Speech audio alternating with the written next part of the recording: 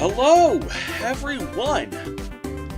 Welcome to this rather unprecedented second debate stream between where we debate Saadia versus Kematu, and I have a new guest with me. Guest, would you like to introduce yourself? Thank you. My name is the Senate Online, and I've come here to debate Acer Thorn about Saadia versus Kematu. Alright, now, notice I'm wearing a slightly different cap this time. For some reason, my blue cap has disappeared off the face of the earth, so I'm pulling up my cap from my other Purple Politics channel. Don't worry, the next stream I do will have my full blue gear back, because I've already went and placed an order on Amazon for the blue one again. So, for this new debate stream, here's the thing we've agreed on. We've agreed, once again, to more or less the same rules for the debate that I had for my Skyrim video back in March of 2023. Not Skyrim, Stormcloaks video from back in 2023, which is those 6 rules about Bethesda sources only, soft cuts versus hard cuts, etc., etc. However, there is one one rule that I think that we have both agreed to toss out, and that is rule number 2. That the party's stated motives are given precedence. That was a good rule in the Stormcloaks video, but it doesn't work here. The whole premise behind this quest is that someone is lying one way or another. Or is it? I'll definitely have something to say about that when we do the debate. Anyway, if we kept rule number 2, that means that we'd have to assume both that Saadia genuinely believes that she's fleeing mere assassins, and that Kematu genuinely believes that he's working for the government of Hammerfell, unless there is explicit evidence to the contrary. But the evidence that either of them are lying is circumstantial at best, which is, in fact, the whole reason that this quest is so deliciously ambiguous to begin with. And so that assumption doesn't really work here. In the Civil War, it was entirely possible for both Ulfric Stormcloak and General Tullius to be entirely convinced of the sincerity of their own actions, and so the rule made sense there, but it doesn't make sense here, so the rule has to go. In its place, we have agreed to a new rule number 2, and that is Occam's razor. I briefly mentioned that philosophy in the Skyrim video, but it really needs to be front and center here. Occam's razor is the idea that when you are faced with 2 or more competing theories about what happened, the correct one is most likely the one that requires you to make the fewest assumptions. This, in my opinion, is the pitfall that Camelworks' massively popular video fell into. He started from the position that Kematu was in the right, and he worked from there. Every plot hole that stemmed from accepting that Kematu is telling the truth, he has to cover up with one ad hoc justification after another. That's not to say that Saadia's side of the story is entirely devoid of plot holes. After all, there is no perfect theory in this quest, which is the whole appeal of it. However, in my opinion, and this is what I'm going to be debating today, Saadia's side of the story requires that we make significantly fewer assumptions than Kematu's side of the story does. And in my opinion, the assumptions are not only quantitatively fewer, but they're much easier to swallow. So that is the new rule number 2 that we have both agreed to. So, now that we've gotten the preliminary stuff out of the way, Senate, why don't you start by making an opening argument? Alright, thanks. Glad to be here again. And to start off, I would just like to confirm. So, Saadia's side of the story believes that Kematu and his Alik'r warriors are indeed assassins hired by the Aldemary Dominion, and you believe this, is that correct? Well, I don't know if they were hired by the Dominion, but I do think that there's insufficient evidence that they're genuinely acting under color of law. Okay, so being that obviously the word assassins was thrown out, and being that Saadia just sticking with what she says regarding them under the employ of the Aldemari Dominion, the first point that I would like to just run across is, if Kematu and his Alik'r warriors really were hired assassins, they would be the worst assassins in all of Tamriel. And I have a list of reasons here, but I'll just go by them at a time here, just for simplicity's sake. And the first two reasons that kind of go hand in hand that I came to this conclusion is there is no effort of the Alik'r will traverse in broad daylight wherever they want, whenever they want, allowing the public eye to see them, right? Now, this wouldn't be normally a bad idea, because assassins can walk around during the day, you know, we do it in the Dark Brotherhood quest all the time. But this next point that I've come to is what makes this first point so important, and it's that not only do they traverse in broad daylight, they make no effort of concealing themselves at all whatsoever. We'll see an Alik'r warrior from a mile away, and they're easily recognizable, which is what allows the public to just, you know, talk, which will eventually get to Saadia's ear. You know, this is an astute observation, except for a slight problem here. Obviously, I think. The thing is that Bethesda kind of has a habit of programming NPCs who are way too blatantly open about their blatantly illegal acts. Like, take, for example, son of a motherfucker, told him to just... Okay, somebody has just posted saying, stream seems to pause a lot on its own. Yeah. I'm sorry, I'm doing the best I can at the moment. Anyway.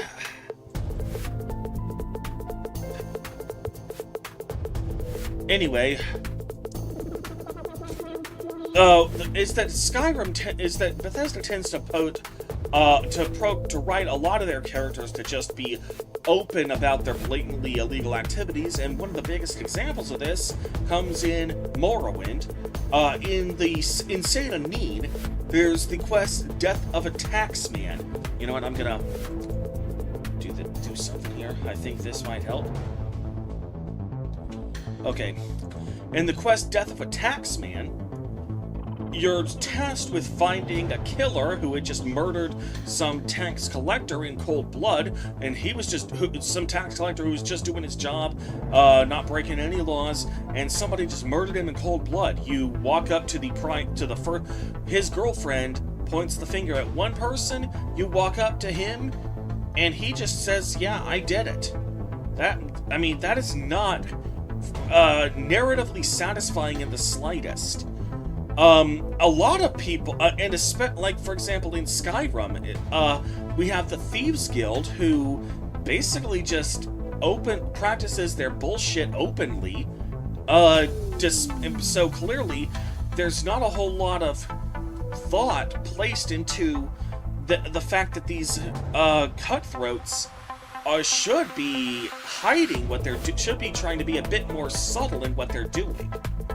So you say that the Alik'r are the worst assassins in the world?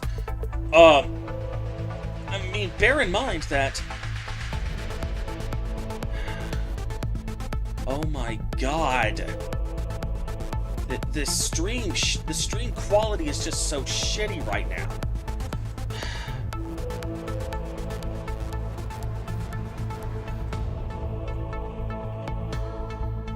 Would it help if I turned my camera off?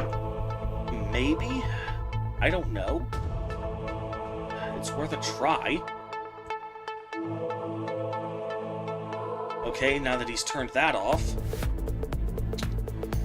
Thing is...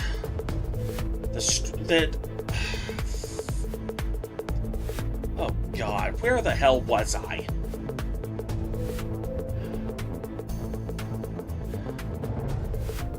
Senate, where was I?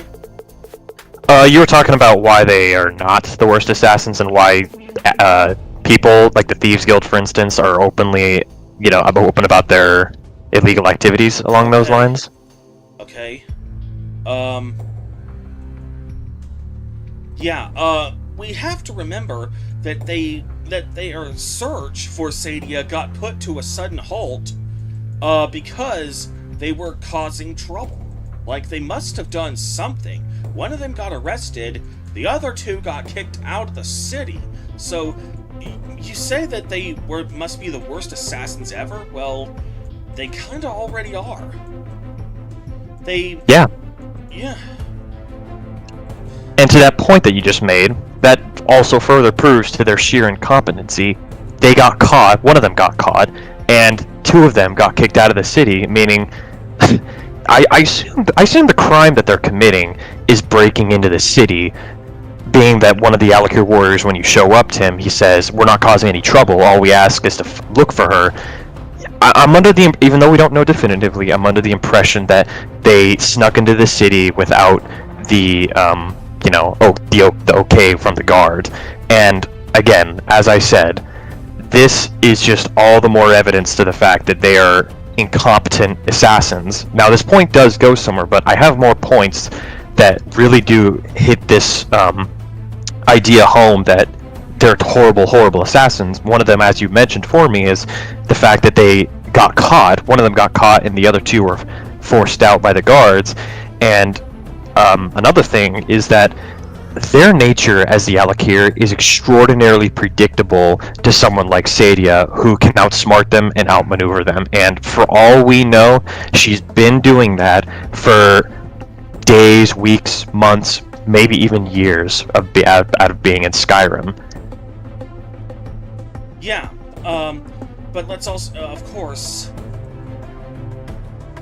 the fact that they had to sneak into the city, which is what you're suggesting. This is the first time I've ever heard anyone suggest that they did anything other than just walk through the main gate. But in any event, if the fact that they have to sneak into the city, I'm pretty sure that alone proves that they're not even actually acting under color of law. Because if they were, they'd have a bit of a... Jarl Balgruuf would probably feel duty-bound to let them in if they were genuinely acting under color of law. So the fact that they are having to they're having to skirt the law is showing that they're on the wrong side of the law to begin with. And now, when I say, they may not necessarily have been hired by the Thalmor, that's an important thing to consider here. By the way, I think you can turn your camera back on now. Okay. Okay. Yeah, and that's the thing you need to consider here. Is that we only assume that the Alik'r are working for the Thalmor because Saadia said it. But the thing is, Saadia wasn't even speaking with 100% confidence when she said it, and I even mentioned this in the last stream, that all she was really doing when we asked her, why are they after you? The only thing all she really did was make a guess. She doesn't know for sure. And because she's only the one being pursued, that makes sense. She doesn't have to know exactly why they want her. Oh, with Kematu, it's not that simple. It is undisputed that he wants to, at the very least, kidnap Saadia. That much is 100% undisputed. And at that point, you'd better know damn well exactly why you're doing that. Because if you don't have a good reason and you're not 100% certain of it, then that pretty much makes you in the wrong by default. So anyway,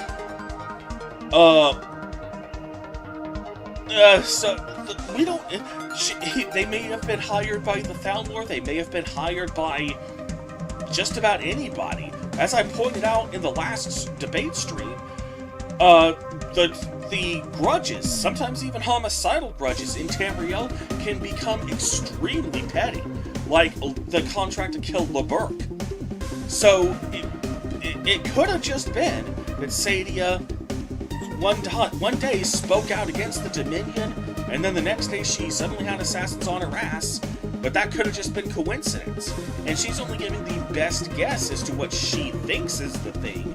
But in reality, it could have been anyone holding a grudge against her over just about anything. It could have. We don't really need to know exactly why Kematu is pursuing her. All we need to know is that it's not under color of law, and that pretty much puts the death blow to Kematu's case. That alone. Even if we don't know all the details, as long as we are confident that it's not under color of law, Kematu loses. Full stop. Not necessarily, and the reason I say not necessarily is because we need to keep in mind and remember, and I'm sure that both of us can agree on this, and it's that they are of foreign jurisdiction regardless. Either way, they're Alik'r, whether they're hired assassins or whether they really are hired to take Saadia back to Hammerfell to face justice. They are of the foreign law of Hammerfell and in Skyrim. Just like your point about how it was illegal for Ulfric, even if it was Nord custom, to kill Torygg in combat, it was still illegal under Imperial law, which is why it made it not okay. And to that point, the reason why they are not under the law of Skyrim is because they're in Skyrim. It is very clear that they are not citizens of Skyrim. It is abundantly clear as for the first 2 points that I made, meaning it's not as easy, and for all we know, the people of Skyrim will look at these guys and they'll go, now why are foreign Alik'r warriors, people of Hammerfell, what are they doing in Skyrim? Like I said, I doubt that they can just go around and tell people, oh, we're looking for a woman, because again, that's just, they're mistrusting, or they're mistrusted by the people of Skyrim from the very beginning, which is why... Oh, are you still there? I can't hear you anymore. They really do anything and everything they can. If it really came to it, they'd leave the city and then they'd find another way in from the get-go. But they don't. They respect the guards, and they flee back to Rorikstead where they're held up in. And that's another point that I came across, is that these guys are half willing to follow the law despite the fact that they're assassins. I mean, we as assassins in the Dark Brotherhood break in to Solitude to kill the Emperor. Even though he's just a ruse, we literally break into Solitude to kill the Emperor. And then when it's not him, we double back and we break into his ship to kill him. I think we can both agree that assassins have no moral code of law, that they are willing to break any law they have to. And in Saadia's words, these men are cunning and ruthless. And if they're so cunning and ruthless, they sure are quite incompetent enough to get caught. And not only that, respect the guards' wishes to exfil the city and not return.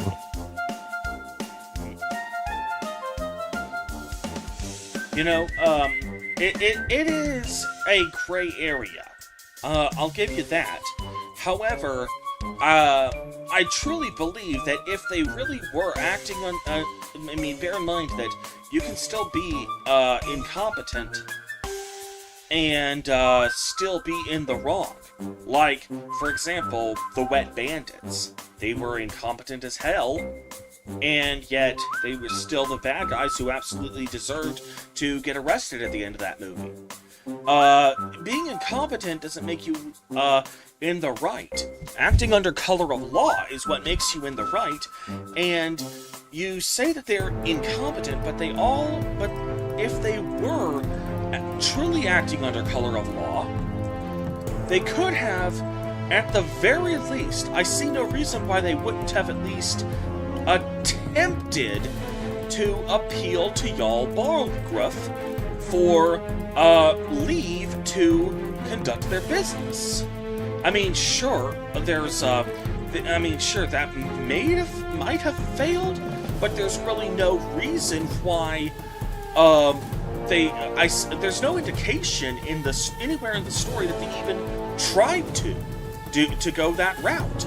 And bear in mind, as I pointed out in the debate stream, it is undisputed that Jarl Balgruuf is canonically the Jarl of Windhelm at the start of the quest, because you said Jarl of Windhelm. Do you mean Whiterun? Yeah, if I said Windhelm, I meant that. I mean, yeah. Anyway, as I pointed out last time, Balgruuf is canonically the Jarl, full stop, because it starts at the time when, right after you kill the first dragon, but before you become Thane, which means that it's impossible for Vignar to be the Jarl at that point. So, Balgruuf is one of the best Jarls in the game. He's one of the fairest and most noble Jarls in the entire game, and I see no reason why he wouldn't strongly believe in the rule of law if the Alik'r warriors were genuinely on the side of the rule of law. Now, bear in mind also, I meant to say this earlier, but it kind of slipped my mind. I'll say it now. Since it is undisputed that Kematu is wanting to, at the very least, kidnap Saadia, and that is absolutely undisputed, then as far as I'm concerned, the burden of proof lies with him. Okay. Hold on a minute. Okay. Hold on a minute. Let me, somebody in Discord just complained that the music in this stream is a bit too loud, so I'm turning it down a notch.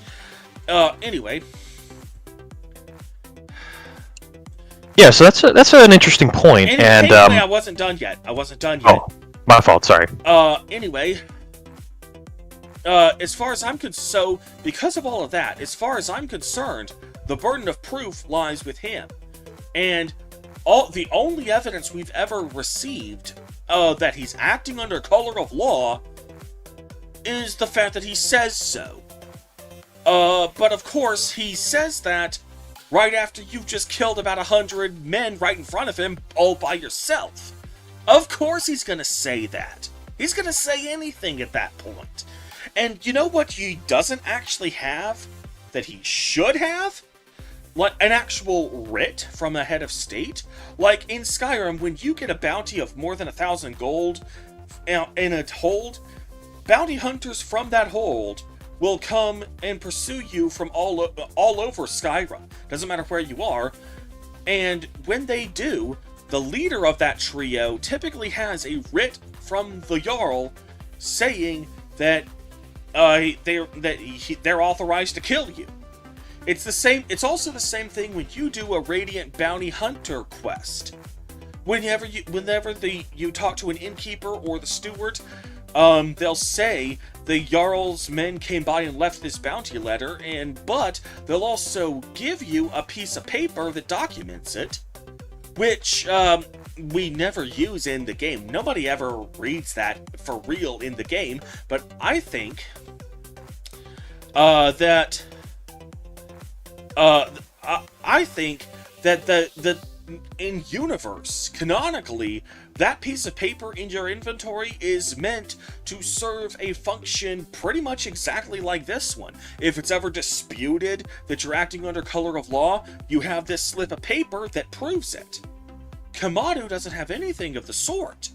Now, to be fair, I can understand why Bethesda wouldn't have included that. Because if they had that, he couldn't have just whipped that up and forged that at the drop of a hat like that, so he must have had it the entire time, and at that point, there wouldn't really be any dispute. Kematu would be acting under color of law, and there's no two ways about it, and that would undermine the whole point of this quest, which is that there is no clear-cut right or wrong answer. But, at the same time, the fact that he doesn't have this writ on him, when most instances in the game usually have the NPC carrying some sort of writ or documentation like that. that does still put him at a massive disadvantage. And the fact that he was, and the fact that the burden of proof lies with Kematu in the first place means he's got some serious ground to make up in order to actually prove that he's acting under color of law.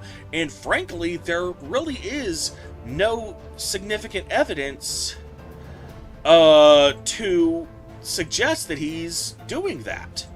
So, as far as I'm concerned, there's a huge amount of stuff to make up for. He's got a lot of ground to cover, and Team Kematu, his supporters, they've got an uphill battle in order to convince me that he's in the right. Now, Ted Cruz with the top down, hello! You said, how do I do this in a way that makes the most money?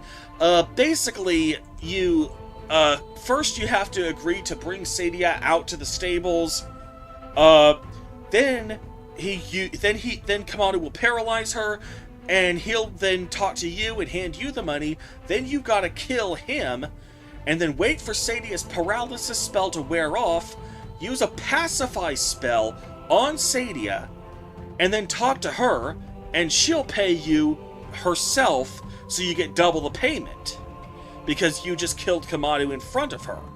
So basically, that's how you do it in a way that makes the most money. So, and then you ask, how do I do the quest wrong? There's really no wrong way to do the quest.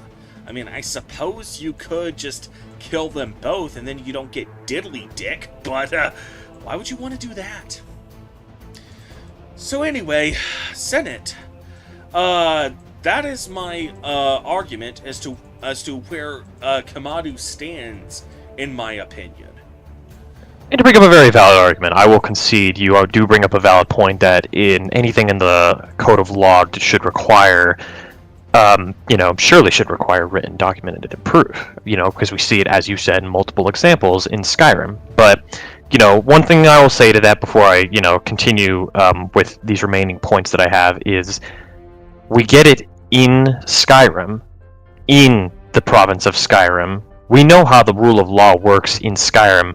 We don't know how it works in Hammerfell, meaning to assume that the customs and what exactly encompasses it in Hammerfell, I mean, they might not even have prepared anything in general. I mean, imagine this. Even if they did have documented proof that they're looking for this woman named Iman, who goes by the ruse Saadia, they don't have hardly any information on her, which actually leads me to my next point, and it's that Kematu and his men have next to nothing on who Saadia is, on their target. They don't know her of a good name, they don't have an accurate description, no day-to-day activities, no place of rest, and assassins, they have this knowledge.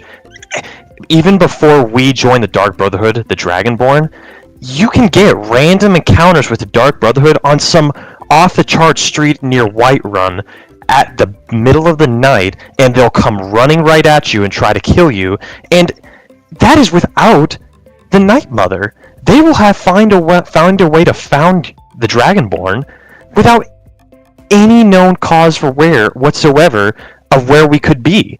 That alone tells me that an assassin should have all of that information, and the Alik'r have none of it whatsoever. They have they don't even know she's in Whiterun definitively. They just are searching Whiterun for all we know because they're doing their rounds. I mean, we see them in more places than just Whiterun. We see them all over the place in like Iverstead and Rorikstead, obviously. They're all over the place looking for her. For all we know, Whiterun is just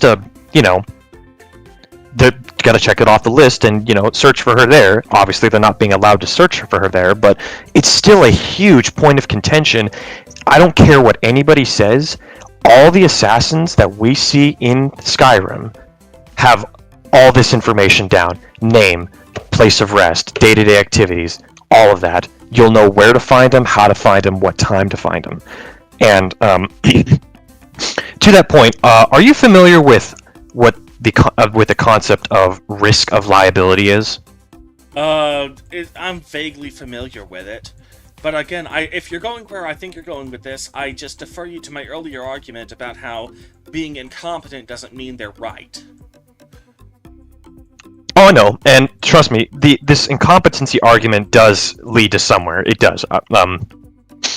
But risk of liability is, well, we know liability, it's the problem and struggle of having someone else know something that is important and crucial to the mission.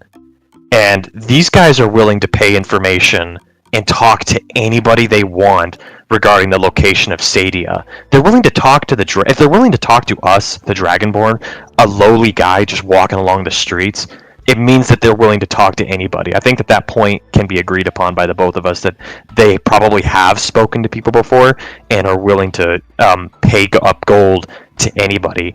And that is a huge liability risk in their mission of assassinating, whether they're hired by the Aldemari Dominion or not.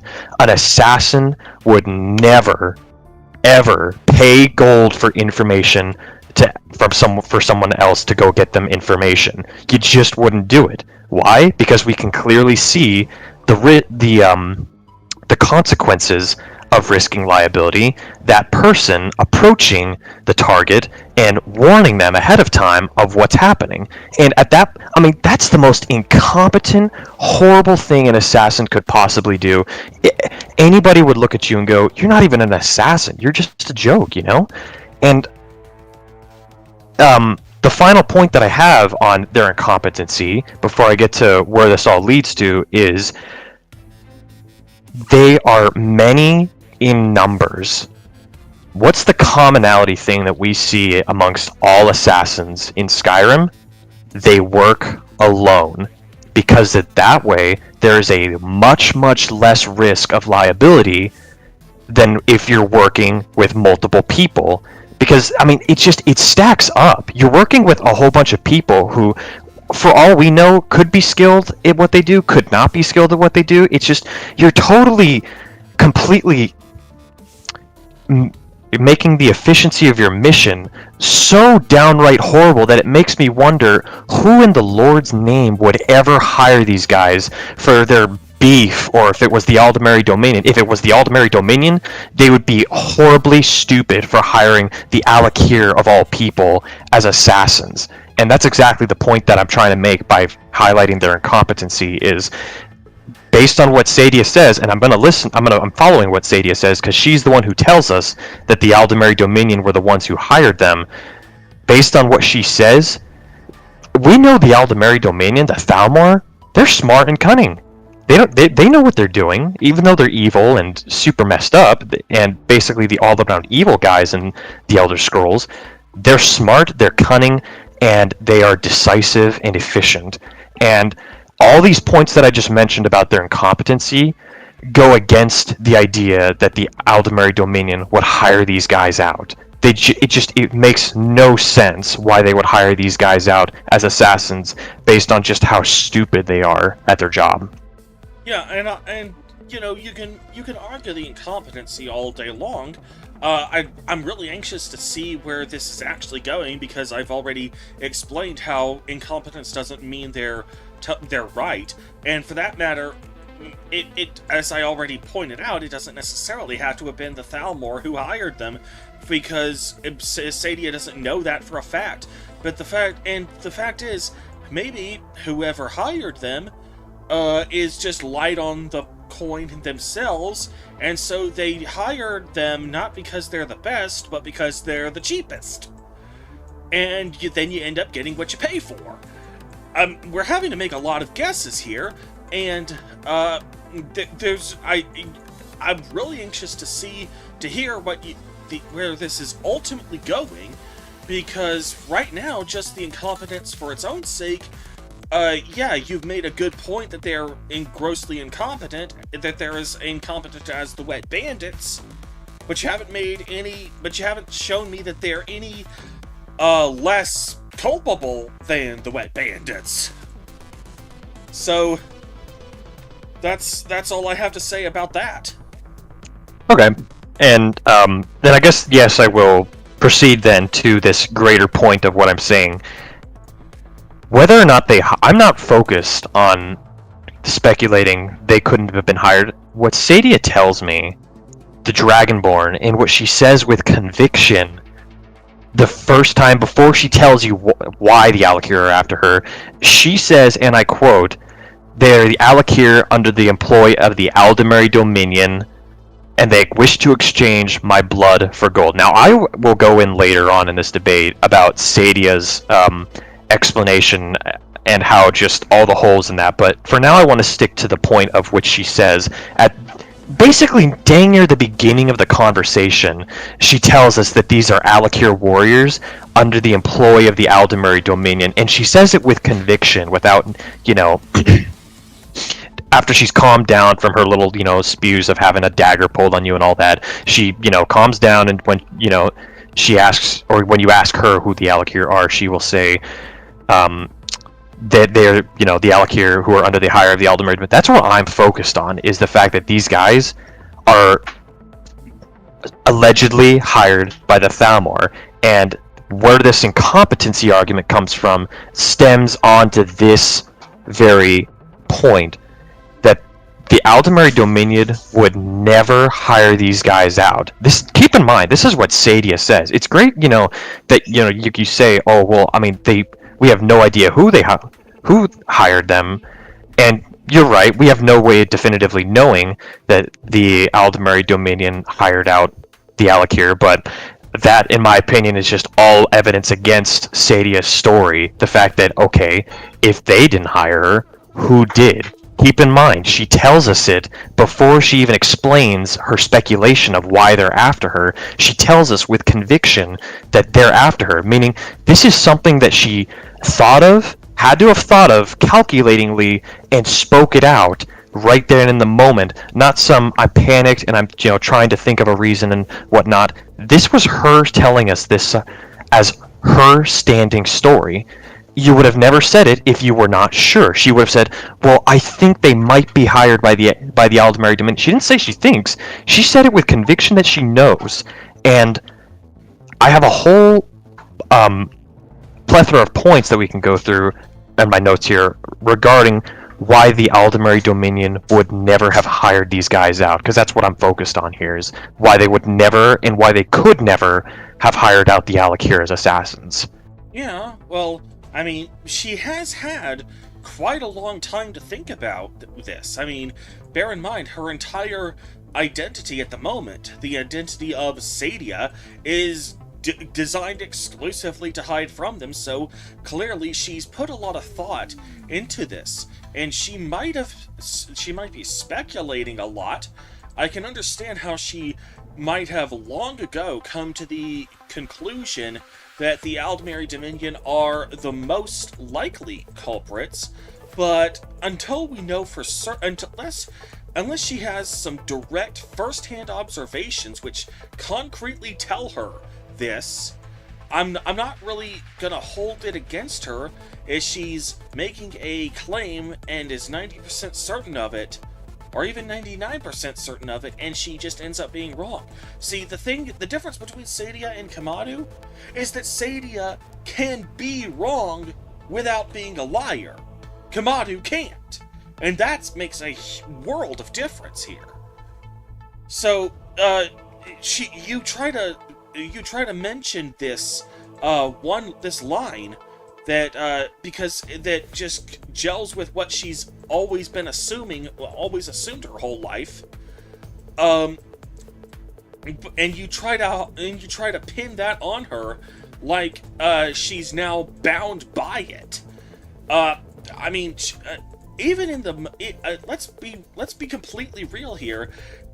Her entire conversation with us, with the Dragonborn, was in a panic. Like, she, even when she acted calm and collected, she still was panicking. She had her dagger out the entire time. So people can say things with confidence despite being, even when their back is to the wall. Kematu does it later in the same quest. After you've cut through about 100 men like butter, he just is cool as a cucumber, but what really has no reason to be. I mean, you've just slaughtered 100 men all by yourself. He knows he can't defeat you, and yet he's just. I mean, of course he's gonna act all cool and collected. He is, and yet the average person would probably be all like Sean Grayson. You know, you're gonna debute me in the name of Jesus? Pow, pow, pow, pow, pow! Just instantly, just reflex shot. Just pull out his gun and start firing. But that's not... I mean, Kematu has clearly displayed a level of swag and confidence that just, at least here in the United States, we are not used to seeing in our law enforcement officers when they're put in that kind of position. Honestly, I commend Saadia for being as cool and collected as she was, given the fact that she was quite literally hiding for her life, and her back was to the wall. You say that she says this one line with absolute confidence. I mean, it sounded like that, but then again, I don't see that as all that dispositive here. And that's fair, but there is one thing I will wholeheartedly disagree with, and it's that she is panicked the entire time, and that she can be wrong without lying. Both of those points I thoroughly disagree with, and the reason why is because in preparation for this debate, I did go back multiple times and really just kind of ran myself through just the sequence of dialogue that runs between the Dragonborn and Saadia, and after investigating this and kind of breaking it down, Saadia has this, and I guess I've arrived here a lot sooner than I would have, but I mean, I might as well speak on it since we're on the topic of Saadia has this very changing demeanor when she speaks with us. She is not just like, at the beginning, she's panicked. There's no ifs, ands, or buts about that. But then she goes from a switched demeanor to calm and calculated to this play dumb attitude, to calm and calculated into this, and then to this play dumb attitude. And I'll highlight this here in my notes here that I've written out, is when she's cold and calculated, and this is the first point I want to bring up, is when she's panicking, right? We obviously agree that she is very much panicking, initially, and rightfully so. She's afraid of that the Alik'r might already be on her and know where she is, since she assumes, which is again another really weird point when the Dragonborn presents himself and says, "Did you know some Red Guards are looking for you?" And she assumes that they've already found her, despite the fact that we have said nothing of the sorts, that we've given information away, nothing of the sorts of that they already know where she is, or that they're coming for her. We just said that they're looking for her, and she already assumes, what, they found me, in her little panic-induced moment, and then she accurately assumes that, what did they offer you? Gold? Meaning she's very familiar with how the Alik'r function and work. She's no stranger to them and how they operate. And the point that I'd like to just kind of get your opinion on and take on is, there are two different dialogue options that the Dragonborn, the player, can present to Saadia. It's the second and third one, where you can, in dialogue option 2, you ask, or part of what you say is, "They just asked me to find you," and I quote. And dialogue option 3 is, "Put that thing down before you get hurt." That thing down regarding her dagger. You can say either one of those in the dialogue option, and it'll basically lead to Saadia saying the same thing, where she will plead to us initially without explanation at all that we, quote unquote, we just can't help the Alik'r, and instead of explaining why. Now, if I was to proclaim my innocence to somebody, if I was truly innocent of any and all crime and I knew I was being pursued by people unjustly, when I can think back, even if she doesn't know why, what she did, because obviously speaking out against the Alik'r, speaking out against the Aldemari Dominion is not illegal. Like, you have a free right to do that, and that's not illegal. So I would be proclaiming my innocence and why in as calm and cool of a manner as I can, but instead she just tells us, in her panic moment, you just can't help them. Why doesn't she explain to us, right then and there, why does she not take the initiative like Kematu does in asking or telling us why we can't help her? Well, I think she actually does drop a line that hints at that during the conversation. Guards and Jarls can be bought. In other words, she's probably speaking from past experiences, back when she was hiding somewhere else under a different name, that the corrupt-ass guards of wherever she was just basically just lulled her into a false sense of security and sold her out, and she narrowly managed to escape. She basically...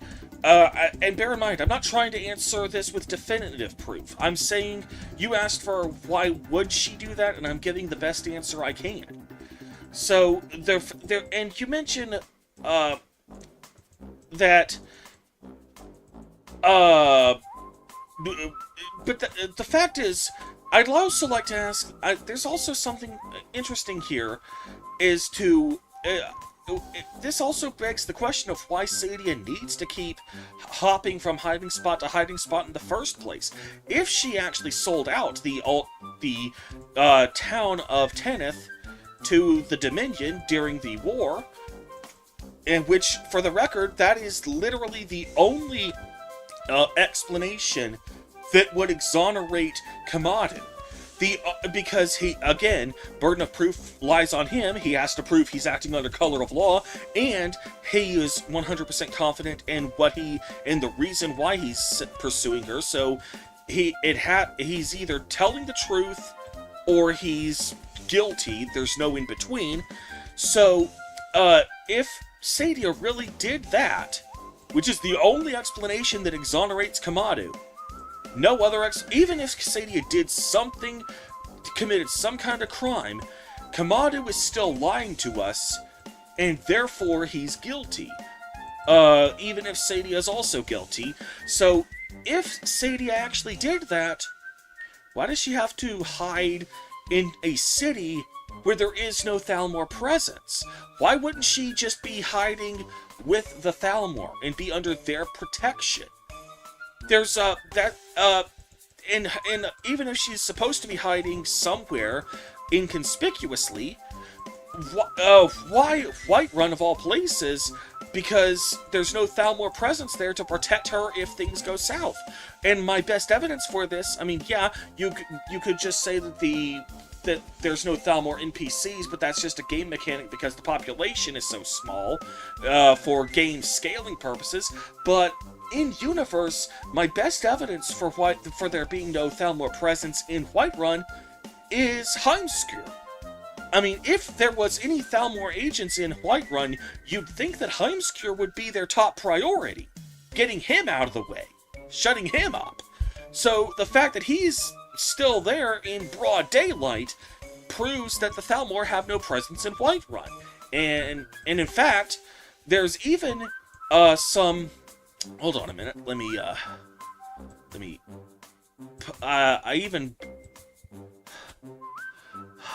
Hold on.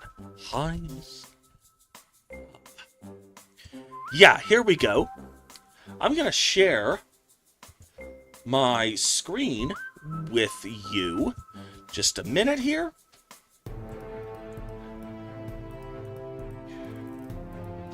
Hold on. Where? Which one? Ah, here we go. So I'm gonna share this. Yeah, as you can see here, Saadia, after 8 p.m., she will stop cooking and focus on serving customers. She was supposed to go listen to Heimskr preaching outside, but doesn't due to an oversight. So, if she was a Thalmor agent, why would she be blatantly violating the White Gold Concordat by attending, and this is a soft cut. She has, it's only due to an oversight that this doesn't actually happen. So, according to the rules we agreed to, this counts as a soft cut, and therefore it is still canon. Therefore, The and so the fact is, her behavior, the fact that she's in Whiterun instead of, for example, the Thalmor Embassy, or the fact that and the fact that she is, at least canonically, if not in-game, canonically, doing something that the Thalmor would absolutely detest, she's not acting like she's with the Thalmor. Even when she isn't, like, putting up the act, she still is acting like she's just like she's just a Redguard. So, whoever hired Kematu, if it's literally anyone but the Hammerfell government, Kematu is guilty. There is no, just full stop. But if Saadia was hired by, if Saadia was an agent for the Dominion, she is behaving in a way that just does not align with that at all. So, do you have anything to say about that?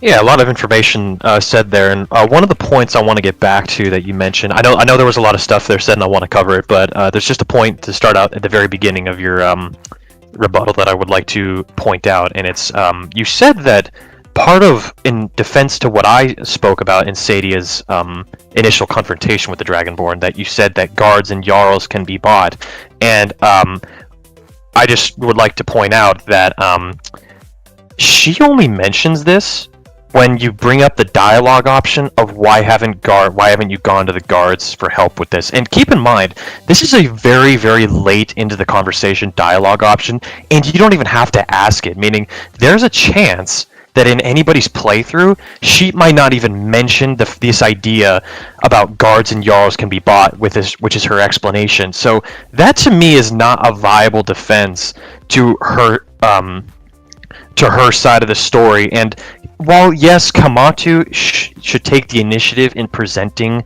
evidence that would show that he is rightfully hired from Hammerfell, from the houses in Hammerfell, to bring Saadia back to face justice, you have to keep in mind that she is the one who speaks with us first, meaning they always tell you make a good first impression, and this is the first impression that she needs to make that is gonna make or break my decision on whether or not I want to help her or not.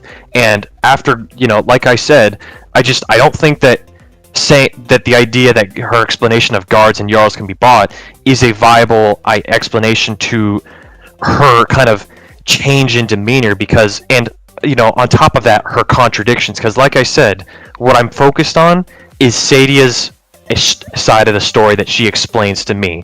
If you're innocent, you have nothing to hide, and if you're innocent, then they always say it's easier to tell the truth than it is to spin a lie, right? Like, that's just common practice, right? Now, if you rehearse a lie, yes, but point is that if we're speaking from a down-to-earth perspective here, it's always easier to tell the truth for anybody who's telling it, And Saadia, as I was saying, goes from this strange demeanor of panicked to cold and calculated to this play dumb attitude, and then she kind of goes back and forth there. I mean, she's panicked initially, we know that. That's very, very clear, in which when we ask her about the Alik'r, her first accusation is, the Alik'r are assassins hired by the Dominion. They wish to exchange my blood for gold. That's her explanation. The very first one she gives regarding this entire matter, that's what's supposed to stick on the wall. That's what's going to be held to her in court.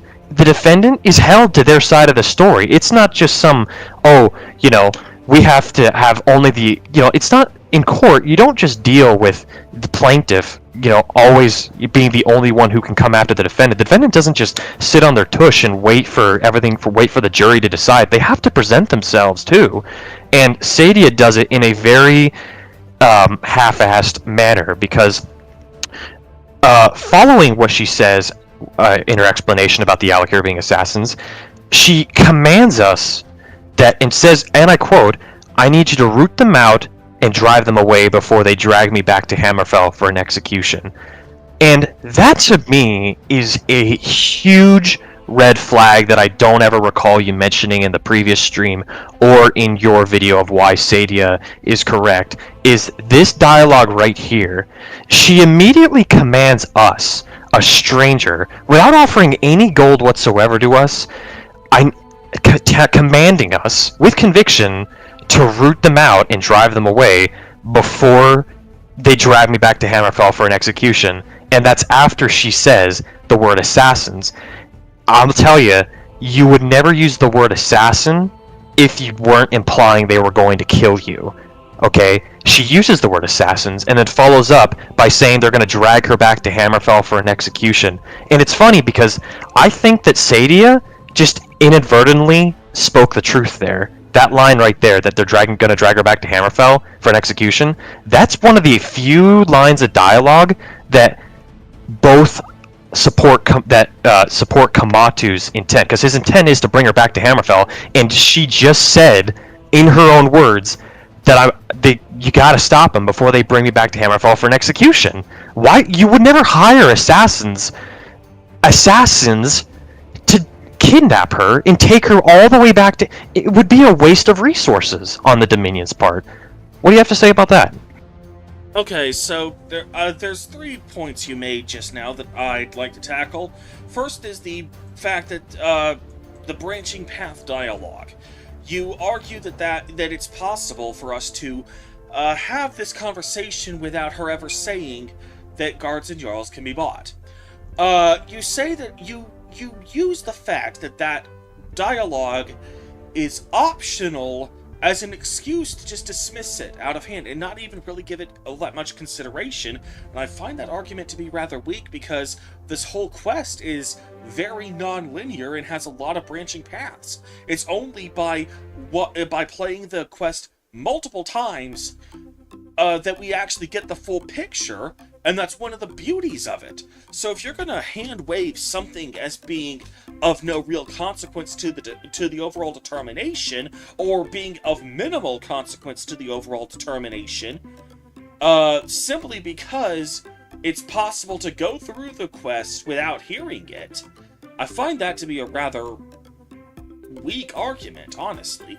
Now, the next one, you say that if you're innocent, you have nothing to fear, and I absolutely 100% think you're full of shit. Sorry about the expletive, but let me put it this way.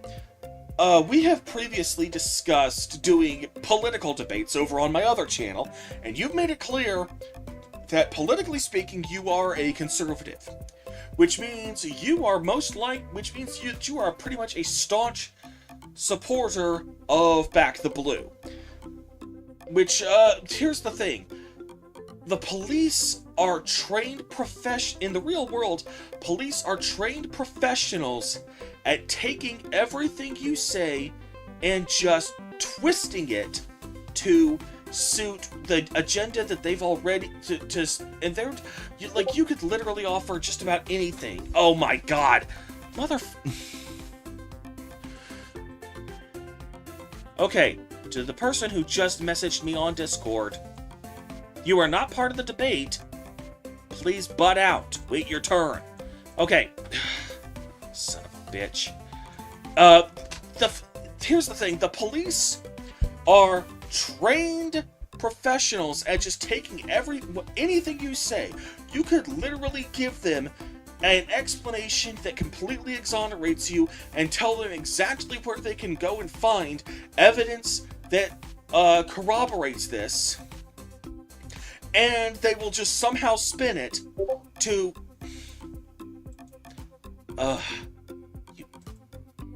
I'm muting this damn channel for the next hour. Thank you. And they will just spin it to say that, oh, he's confessing to being guilty. You say if you're innocent, you have nothing to fear. What you are basically saying there is that the Fifth Amendment in the U.S. Constitution, the right to remain silent, that exists exclusively to protect the guilty. But it makes you really think the Founding Fathers would have put that right in the Constitution if it only protected the guilty and not anyone else? No, it was put in the Constitution to protect people from from incriminating themselves. Yeah, but not just necessarily from incriminating themselves.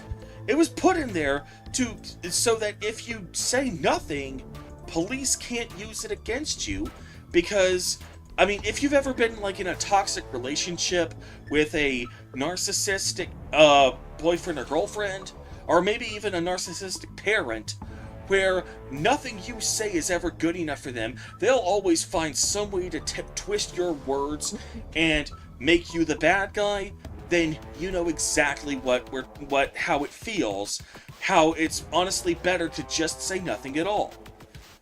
So no, you say if you're innocent, you have nothing to fear? Oh yes, you do. Oh yes, you do. So no, I'm completely gonna say no to your argument that if Saadia was innocent, she has nothing to fear. No, that doesn't mean a damn thing. Okay, now the third and final thing you mentioned. She mentions that you're gonna bring her back to they're gonna bring her back to Hammerfell for an execution. Bear in mind that by your own admission, at that point, it's still very early in the conversation. She is still, if not in full, maybe she's not in full-blown panic mode, but she is, like, coming down off the high from being in full-on panic mode, and so what she says there is kind of taken with a grain of salt. Now, I will concede to this. Earlier, at the very start of this stream, I conceded that her side of the story is not perfect. The question is, whose side requires fewer assumptions? This is admittedly one of those times when I have to give a nominal point to Team Kematu. I did actually mention it last stream. You said you don't remember. It was near the end. But, I did mention it last stream, and the more I've thought about it, the more I do realize this is admittedly a nominal point in favor of Kematu, but really, though, the fact that she was still at least half panicking means that it isn't quite as it isn't quite as incriminating as you make it sound. And frankly, I personally feel that the fact that you are placing so much stock in Saadia's panicked confession, the fact that it was and the fact that you say that this is pretty much that this pretty much makes, or by your exact words, I believe, were that it makes or breaks your decision to help her. Almost as if your entire verdict is based solely on this one conversation. I consider that to be incredibly short-sighted, and even from a game design standpoint, I'm pretty sure it's kind of doing the rest of the quest a gross disservice, because Bethesda went to such great lengths to set up this extravagant puzzle for us to solve, and you're only looking at the part of it. I mean, like, let me put it this way. There's a guy who I follow on TikTok who does Minecraft videos that are guess the block in 60 seconds or guess the mob in 60 seconds. And it would be, you treat he gives 6 hints in each video. And imagine if he just started the hint by saying, guess the mob in 60 seconds. Hint number 1, you can get wool from this mob. Do we really need the other 5 hints at that point?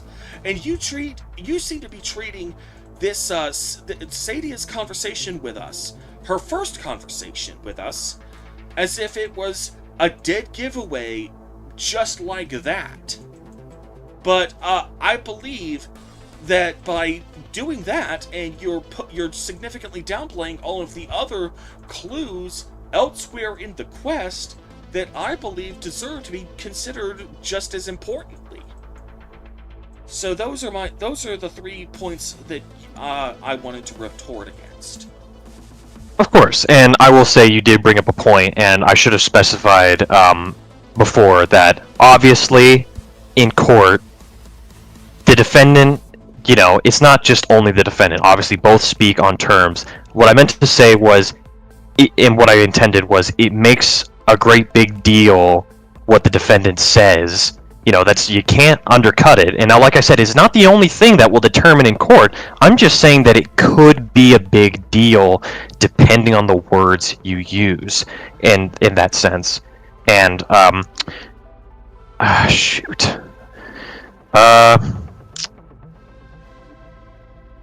Hold on, it's right there on the tip of my tongue. So to that idea, we are not in a court of law in this aspect. The police conduct their operations because they're cops and they're trying to incriminate you, and I wholeheartedly believe that the Fifth Amendment was created with that exact purpose of what you said, and furthermore, to not incriminate yourself, because you run the risk of saying something that could put a guilty stamp on your forehead when you're not guilty. And that doesn't exist in Skyrim. In Skyrim, it's your word, and that's what this quest is. It's your word versus Kematu, or her word versus Kematu's word, and her word is the word I get first. And it's not to say that I'm not going to listen to Kematu's word, because I have listened to Kematu's word. And we want to talk about assumptions, though, who has the more assumptions to make. You still have yet to address the contradiction of, you say that Saadia is still in kind of a downward panic mode. I've listened to the dialogue, the actual dialogue that goes on, and how Saadia composes herself, and I would actually argue to disagree that she is no longer in a state of panic after you tell her, or after she calms down from her, how many gold, how many were there, how much gold did they offer you, yada yada, to. You've yet to establish the contradiction and the change in demeanor in how Saadia composes herself when she goes from all panicked to conviction and telling us, I need you to root them out and drive them away before they drag him back to Hammerfell for an execution. Cold and that's still a contradiction that I feel has not been addressed yet in what you said. And, there's more to it than just that, of course. I mean, the Dragonborn can respond with, how am I supposed to get rid of them? And by the way, before I say the next part, when I say the fact that Saadia doesn't have to mention that dialogue, yes, it's important to go through all the dialogue. But what I'm trying to say here is that there is a very fine line between someone who takes the initiative to explain their side of the story versus someone who is having to ask the questions to get the story out, okay? As I said, the reason why I said that if I'm innocent, I have not much to fear is because I can speak confidently on myself if I'm innocent of any and all crime. Saadia doesn't do this. She goes from speaking with conviction to even going as far as to telling us what to do without even offering us anything, to this play dumb attitude because you'll further up go for the conversation of how am I supposed to get rid of them, and she'll respond saying they're mercenaries, another contradiction. I like to let it be known here and now that the words assassin and mercenary are not interchangeable.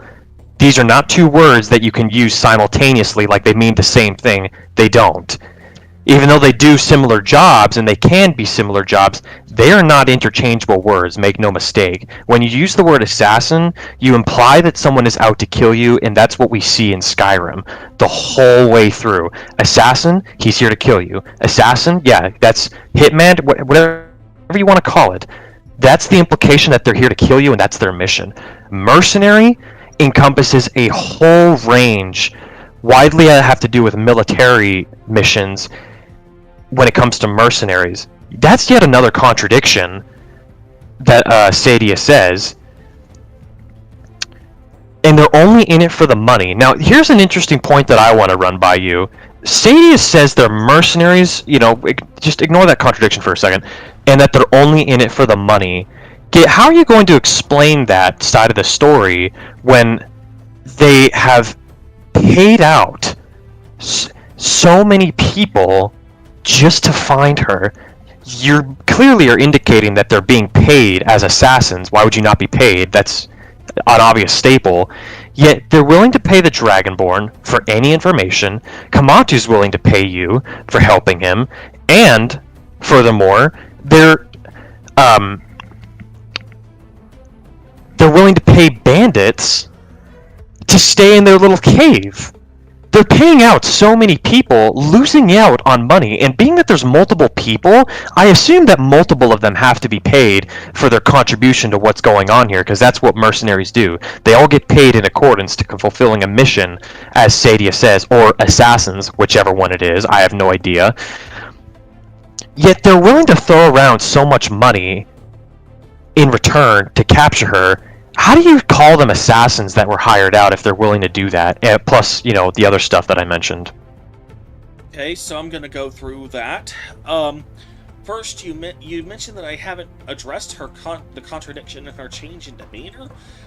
It is very important to note that when it comes to first of all, there is no such thing as a human lie detector.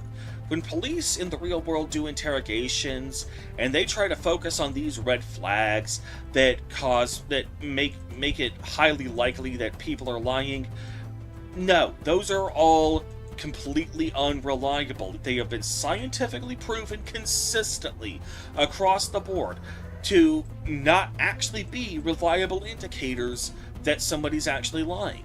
Like, I've heard theories that if somebody is looking up diagonally to the left or up diagonally to the right, that can dictate whether they're pulling from their memories or trying to pull from the creative lobe of their brain, which is absolute horseshit. Every single solitary theory that has ever been postulated, that has ever been set forth and adopted by law enforcement about how you can tell if somebody is lying has repeatedly failed to hold up to scrutiny in double-blind studies. There just is no such thing as a lie detector. Not a human lie detector, there's not a mechanical lie detector, it just doesn't happen. You might as well be saying that police have the ability to read minds. There is no such thing. So, to answer your question that I repeatedly failed to address her contradictions in her change in demeanor, I haven't addressed it because, scientifically speaking, it means fuck all. She could go from panicked to calm and collected, to smooth, to panicked, to absolute batshit crazy, woo! And then back to calm and collected again, and it wouldn't make a damn bit of difference. Like, she could literally just strip off her clothes and cut her left nipple off with her dagger, and it wouldn't change the likelihood that she's lying or telling the truth one damn bit. Okay, there's just her change in demeanor. I mean, you might as well be calling attention to the fact that her clothes are brown. Like, it would make about as much difference. The only difference is that there's a common misconception as to how much it actually matters. I've heard, like, you could, in the real world, it's often said that you could literally just flip a coin and have that be just as reliable of an indicator that somebody is lying, except with a coin toss, it's random, and so you're not lulled into a false sense of security. So, no, your ideas that, your argument that her change in demeanor means anything, no, it does not. Just absolutely horse shit. So no. So that's why I haven't addressed her change in demeanor, because there's nothing to address. Now, the next one you said, innocent people can give a calm account. Again, no. people can absolutely know that they're innocent and still be nervous as hell when talking to police. That's, again, the Fifth Amendment's right to silence was designed to protect innocent people, because no politicians are going to put rights in the Constitution that only protect the guilty. That's just not how the Founding Fathers would have worked. Innocent people, you act like the fact that she's unable to give a calm account is itself just, I was listening to you, and you made it seem, and from my point of view, you made it sound like it's almost 100% of the time that you either can give a calm account or you're guilty, and there's very, very little in between.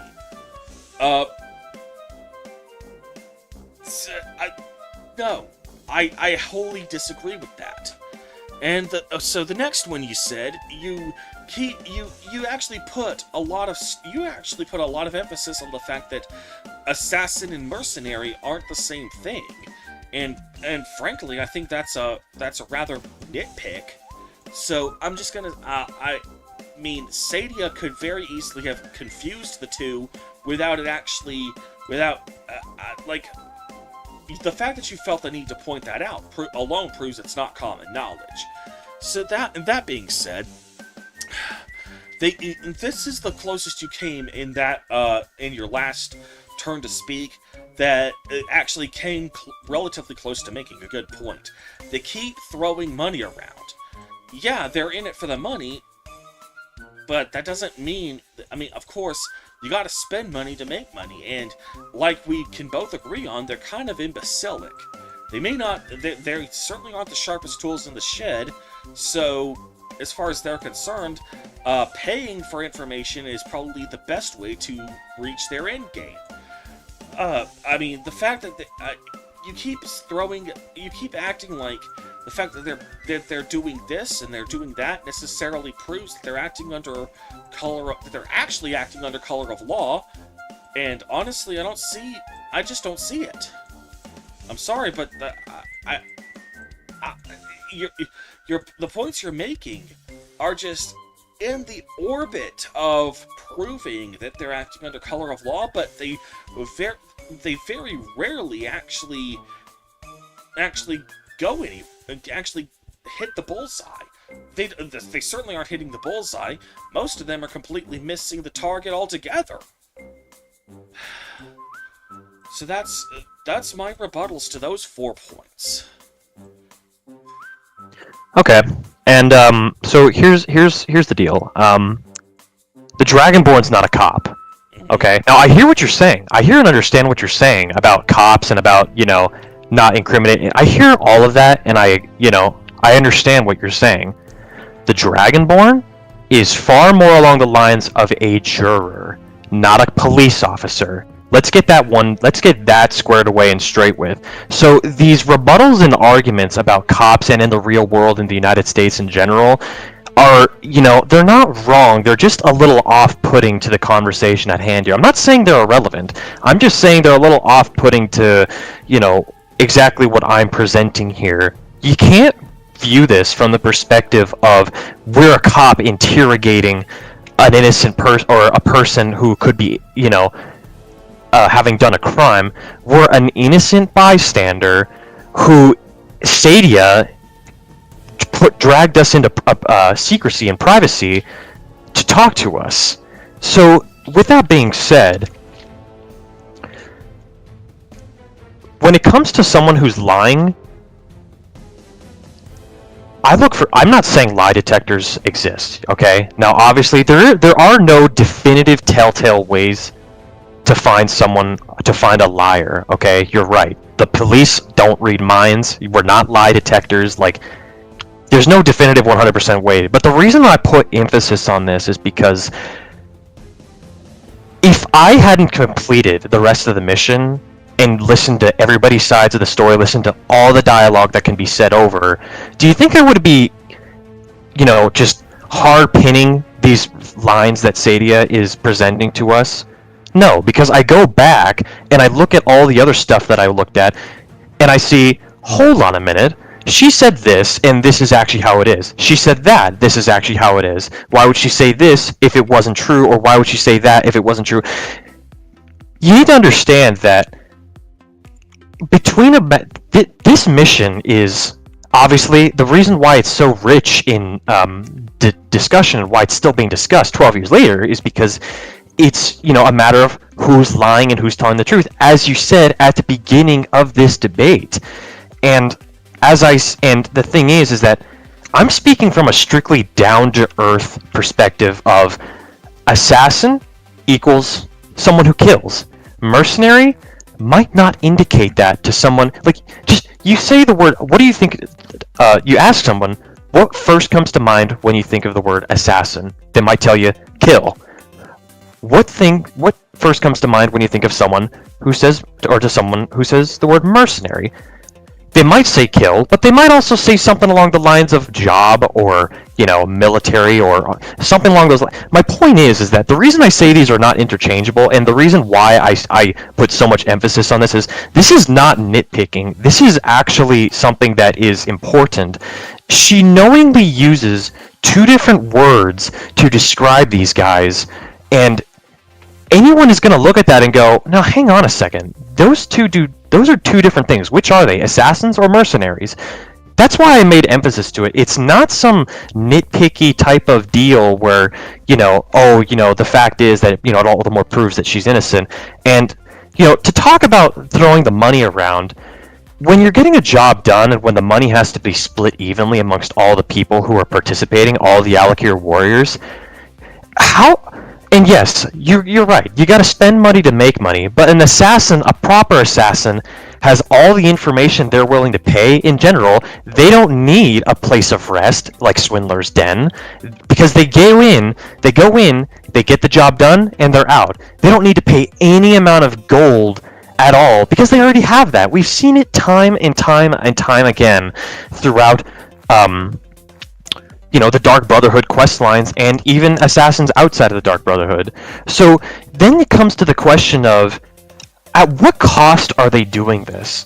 How much money are they really willing to throw around to the point where, yeah, sure, you got to spend money to make money, but are you really going to spend all, the same amount of money? And we don't know how much gold they were hired for by whoever it is that they hired for, according to Saadia, the Dominion.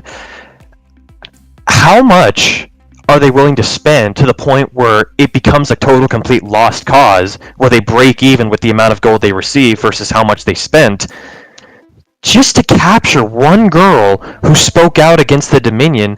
And another thing that I want to talk about is, to your point about Heimskr, that is all the more reason against Saadia's claim. She spoke out against the Dominion in Hammerfell. Now, I'm going to listen to what she says in her testimony, because that's what you do when you investigate this. You don't assume, she could have been hired out by somebody else. I'm listening to what she says and how she explains herself. She could have just told us, I don't know who hired me. She could have just said they were assassins who were hired to kill me, and we would have said, oh, okay.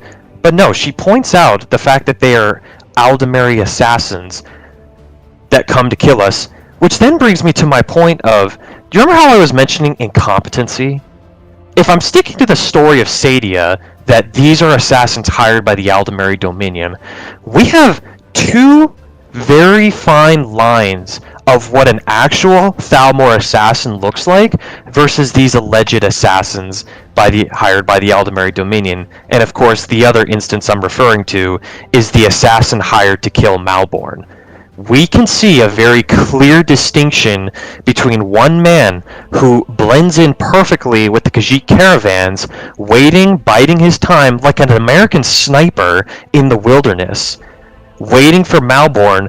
And if it weren't for Malborn's wits and smarts, he's worked for the Thalmor. He knows what's up. He knows who they are, and he knew from the moment he left the cave that the Thalmor will be hunting him for the rest of his life.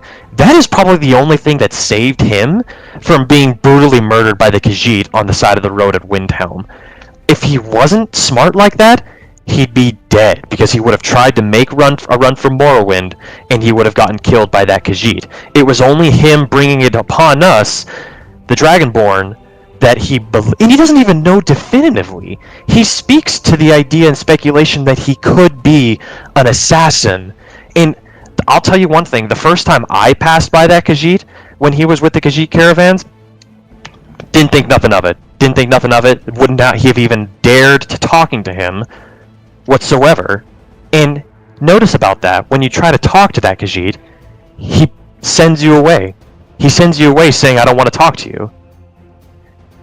That's an actual Thalmor assassin that we know of is a Thalmor assassin that has all the trademark qualities of an assassin. No risk of liability, working alone, blending in perfectly. Compared to the Alik'r, who are, as I told you earlier, laughably incompetent. So are you really going to try to suggest to me that the Aldemary Dominion are the ones who hired these guys? And now you might say again, oh, well, they might not have been hired by them. Then why did Saadia tell us that? She would never have told us that and incriminated herself like that if she could have been wrong. And she speaks, as I said, this is important. How someone conveys their points to you is important. She explains to us, after being panicked, that they were assassins hired into the employ of the Aldemary Dominion. I've listened to her dialogue. She sounds pretty calm and composed to me. I don't know about you, but she doesn't sound very panic-induced in her voice. Followed by saying, I need you to drive them out or root them out and drive them away before they drag me back to Hammerfell for an execution. That's my rebuttal. Okay, so there's actually a lot to unpack there. So 7 points that I actually jotted down here. So that's actually a lot for so far. Anyway. Sorry if that's overwhelming. I don't mean to be overwhelming. No, I'll just go through each of these one at a time, like I've been doing. Dragonborn isn't a cop, he's more of a juror. I'd say he's a lot more than just a juror. I'd say he's pretty much judge, jury, and executioner here. Like, whatever you decide to go with is ultimately what's going to happen. Like if you surrender her to Kematu, Saadia's gonna die. If you kill Kematu, whoever sent him isn't gonna send anyone else. And she can rest easy, and she even mentions how she plans to go back to Hammerfell soon, although that never happens, though I think that's more of the fact that the quest is more like soft frozen in time, similar to how after you complete the Civil War, the moot is supposed to be just around the corner, but it never happens. That's just because Bethesda never programmed it in. It's still going to be just around the corner in canon, and likewise, I think if Saadia survives, her returning to Hammerfell is likewise going to be just around the corner in canon. You're a lot more than just a juror. You're the judge, jury, and borderline executioner here. And sometimes you're the literal executioner. The only time you're not the executioner is if he takes her away and then she's killed off screen. But nearly any other way to resolve this quest is going to involve you being the direct executioner. So you're a lot more than just the juror here. And because you fill so many hats in this quest, you kind of take on a massive responsibility, and I think that just makes it all the more important that you understand all of the various psychological pitfalls that you could potentially fall into. For one, if you're serving on a jury in real life, yeah, you can't just kind of like sit back, rest on your laurels, and assume that the judge and the lawyers have all worked out what evidence is going to be admissible, and all of that other stuff that you're not really qualified to handle. And you can just, if you hear the evidence at trial, you can then just turn your brain off and just assume that it was determined to be admissible, and you don't have to actually think about that. If you're serving on a jury in the real world, that is the privilege that you get. But here, we have to do a lot.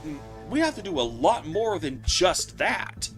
And I believe that with that comes great responsibility as well.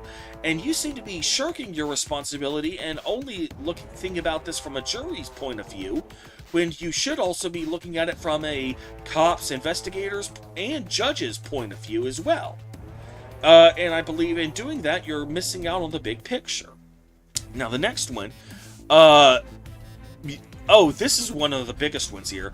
You say that you aren't just listening to Saadia's story and making a decision just on that alone. You're actually cross-referencing it with everything else that happens in the quest, and pointing out how Saadia's story, in your opinion, doesn't hold up. To be fair, we've been at this for over an hour and a half, and we still haven't quite gotten past the first conversation yet, and in my opinion, I think we should probably start discussing the other stuff in the quest, since, by your own admission, that's just as important to mention, to discuss, to actually reaching an ultimate conclusion in the matter. So that's fair. That's respectful. So after I get done with this, I would like it if we actually moved on a bit. Though I think we should probably take like a brief intermission after this anyway. The next point you wanted to make. What do you think instinctively when you hear the word assassin versus what you hear when you hear the word mercenary? Well, when you hear the word mercenary, you certainly start to think of not necessarily acting under color of law. Mercenaries can be acting under color of law, like if you're a bounty hunter, but it's largely I'm in business for myself first kind of thing. I'd also like to think, what do you think, and what do you instinctively think when you hear the word police officer? When you hear that, you instinctively think of justice and following the law and upholding it and all that stuff. If she had called Kematu a cop, maybe you might be onto something, that she's calling him something that inherently carries a label that is against her interests.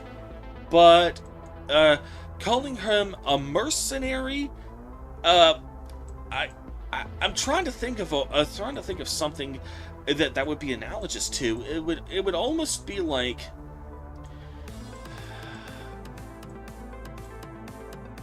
it would almost be like calling him a governor when you meant to just call him a mayor or something. That's probably not a good example. It's basically, you're only slightly up promoting him. It's only a minor promotion at that point. To call him a mercenary, because mercenaries can absolutely be vigilantes. No doubt. So, I'm sorry, but I just see that only as the most minor of nitpicks here. Next, you mentioned how assassins typically already have all the information. Not really. I think that's more of a game design philosophy, where the person who gives you all the information, that NPC just exposits everything onto you. The problem with that, however, is that those people had to have gotten the information from somewhere. We just don't know where. It is preposterous to assume that the assassins don't have to do any detective work, and in fact, there's even a quest in the Dark Brotherhood where you do actually have to find someone. Both in Skyrim and in Oblivion. In Oblivion, you go to the Imperial City and you need to find Phalion, the skooma addict, but you've got to actually start doing some detective work. You got to pay some people off to have them tell you where he is. Then you got to start charming his wife so that she'll spill the beans. Then you got to go and get some skooma, which is going to cost a pretty penny, so that Phalion will trust you. And so yeah, you even in the Dark Brotherhood in Oblivion, you gotta actually spend money to make money. And that's the player character, not just your Argonian boss, who's already done most of that work for you, which itself would have necessarily required a similar amount of detective work and a similar amount of spending money to make money. But then later on in Skyrim, there's another quest where you have to do your own detective work, which is when you're trying to track down the gourmet. And admittedly, the only time you can just you can threaten them because there's an intimidation mechanic in Skyrim that wasn't present in Oblivion. But I'd say that's mostly a mechanic and not an actual canon thing, because you also have the option of paying a bribe, and you also have the option of using your speech persuasion skill in order to sweet talk them into giving away the information voluntarily.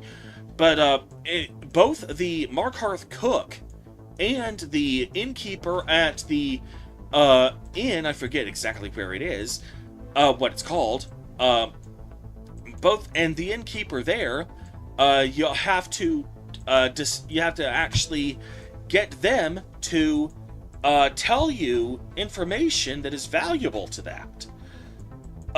So you say that an assassin necessarily has all the information he needs to begin with? No, he doesn't. Even in the majority of Dark Brotherhood quests where you're given the information on a silver platter, that's just you being given that information, but that information had to have come from somewhere in universe. So, no, I'm sorry, I don't see that as very persuasive. And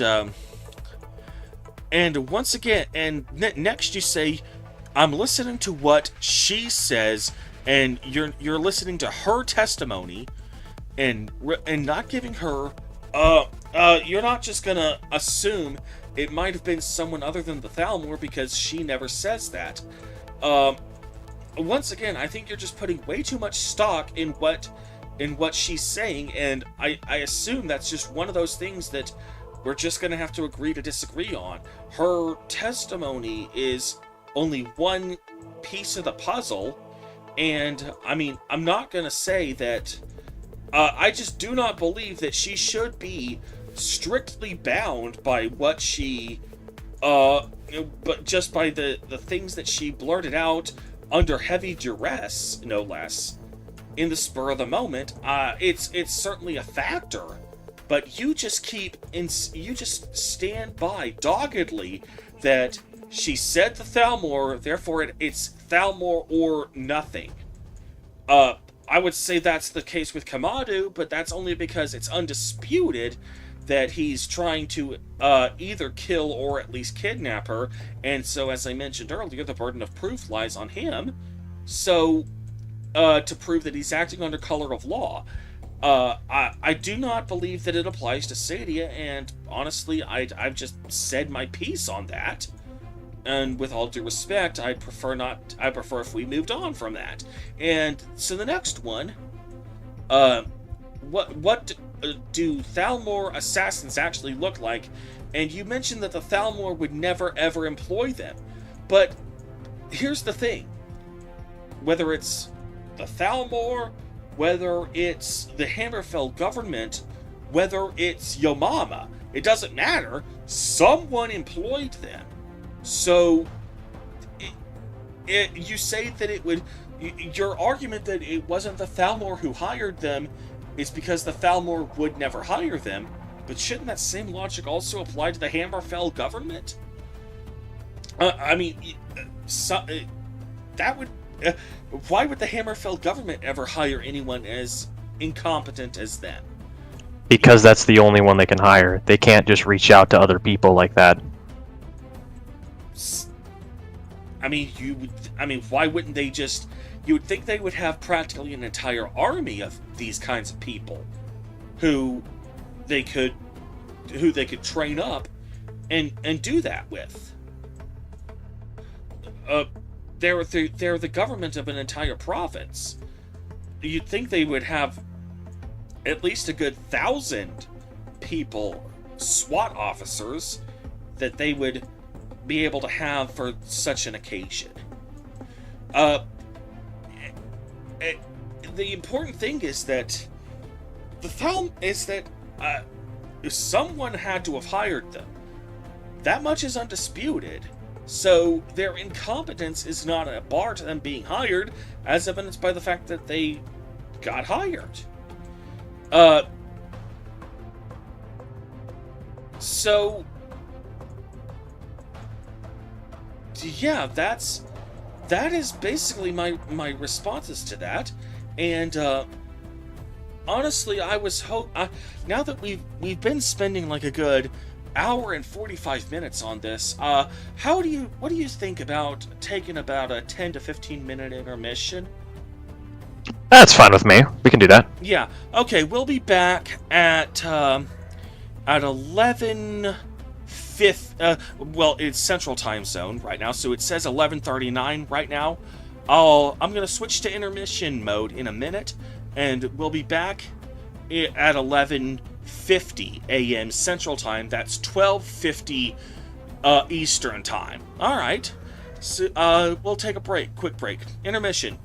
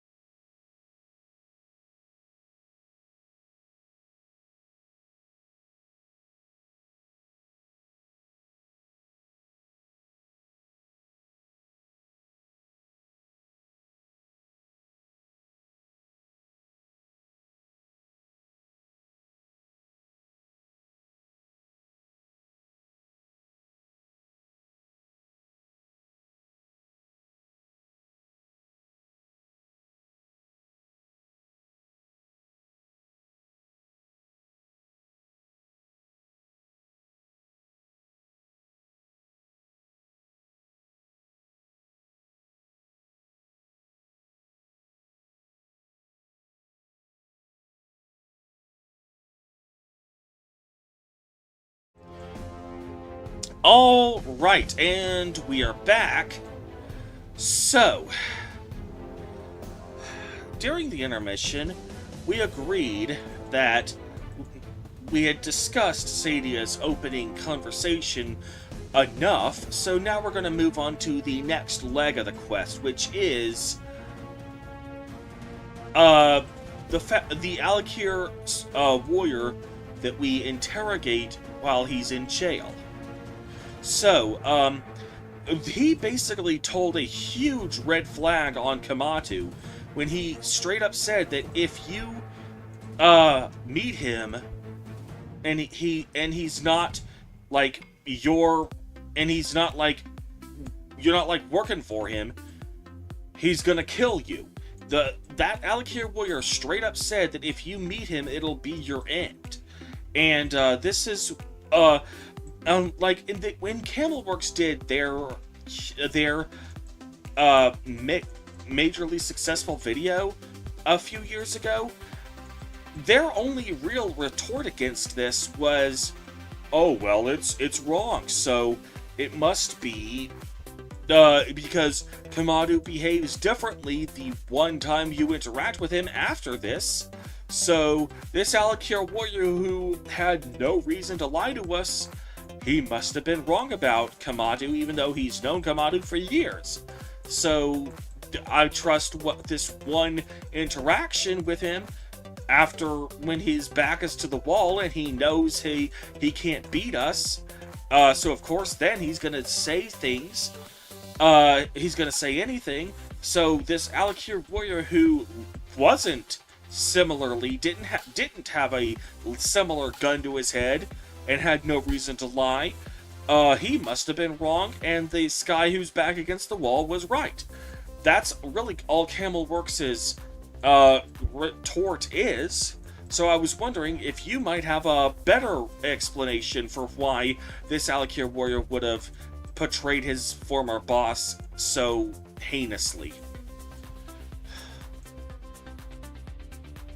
Yeah, so that's an interesting point. And the prisoner in the Whiterun cell is absolutely a key point in that we are directed to him by Saadia, and which I've looked at this over, and he in this mission has always been kind of an oddball. And what I will say is, he doesn't know who we are. He doesn't know the Dragonborn is a dragon-slaying badass, right? For all he knows, we could just be some... He doesn't know you're Superman, he thinks we're just Clark Kent. Yeah, exactly. And that makes sense, checks out in my mind, which is why he would go, whoa, whoa, whoa, why is some commoner, coming to me to try... I mean, surely he must know that Kematu is held up with his other Alik'r warriors inside of Swindler's Den, even though he didn't quite say, to meet Kematu would be to meet your end. I think it could be reasonably implied, you go to Swindler's Den and you're going to find a hornet's nest, in a sense. Just the danger in general, because with Kematu comes his Alik'r warriors. Now, his warriors have betrayed... You're breaking up. The last thing I heard clearly was Hornet's Nest. Can you start from there? Are you? Can you? One moment. Yeah, I'm here. Yeah, I can hear you. 1 second. I'm not still breaking up, am I? Right now you're not. Okay. I'll restart from there then. So basically what I was trying to say to simplify it is maybe he wasn't just talking about Kematu, but go to breaking up again. I can't hear you at all right now. You're like it sounds like you're saying blah, blah, blah, blah, blah, blah, blah. That's what it sounds like you're saying. Huh. 1 second. Let me see if I can change something here.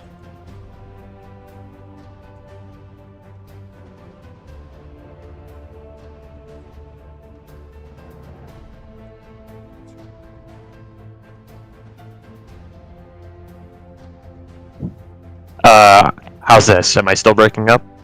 Well, again, not at the moment, but we have to test it let me know if I am. Alright. Okay. Hornet's Nest, a lot of Alik'r warriors, it'd be dangerous for us to go. And that's exactly what the prisoner highlights, is, to go to Swindler's Den would be to meet your end. And, that I firmly believe, and, just, it's weird because obviously we know he was betrayed and left to rot in the jail by being captured, but from his Alik'r warriors, but, he still has that desire to come forth. And now, do I think the prisoner is wrong? No, because again, he doesn't know who he's talking to.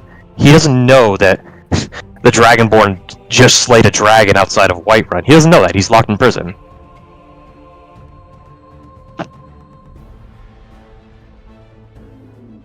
But he does openly admit that he was clumsy enough to get captured, and I think it's still kind of ironic how he says that, they're supposed to be the best of the best despite their incompetency, but, that's obviously we've already discussed that, but what do you think about it in terms? Do you think the prisoner helps or hurts Kematu's case? Oh, I mean, I think he hurts it, and you mentioned that you think he's just talking about Swindler's Den and how the inhabitants of Swindler's Den are gonna know are what's gonna kill him, and he thinks and you think that's the threat that he's talking about.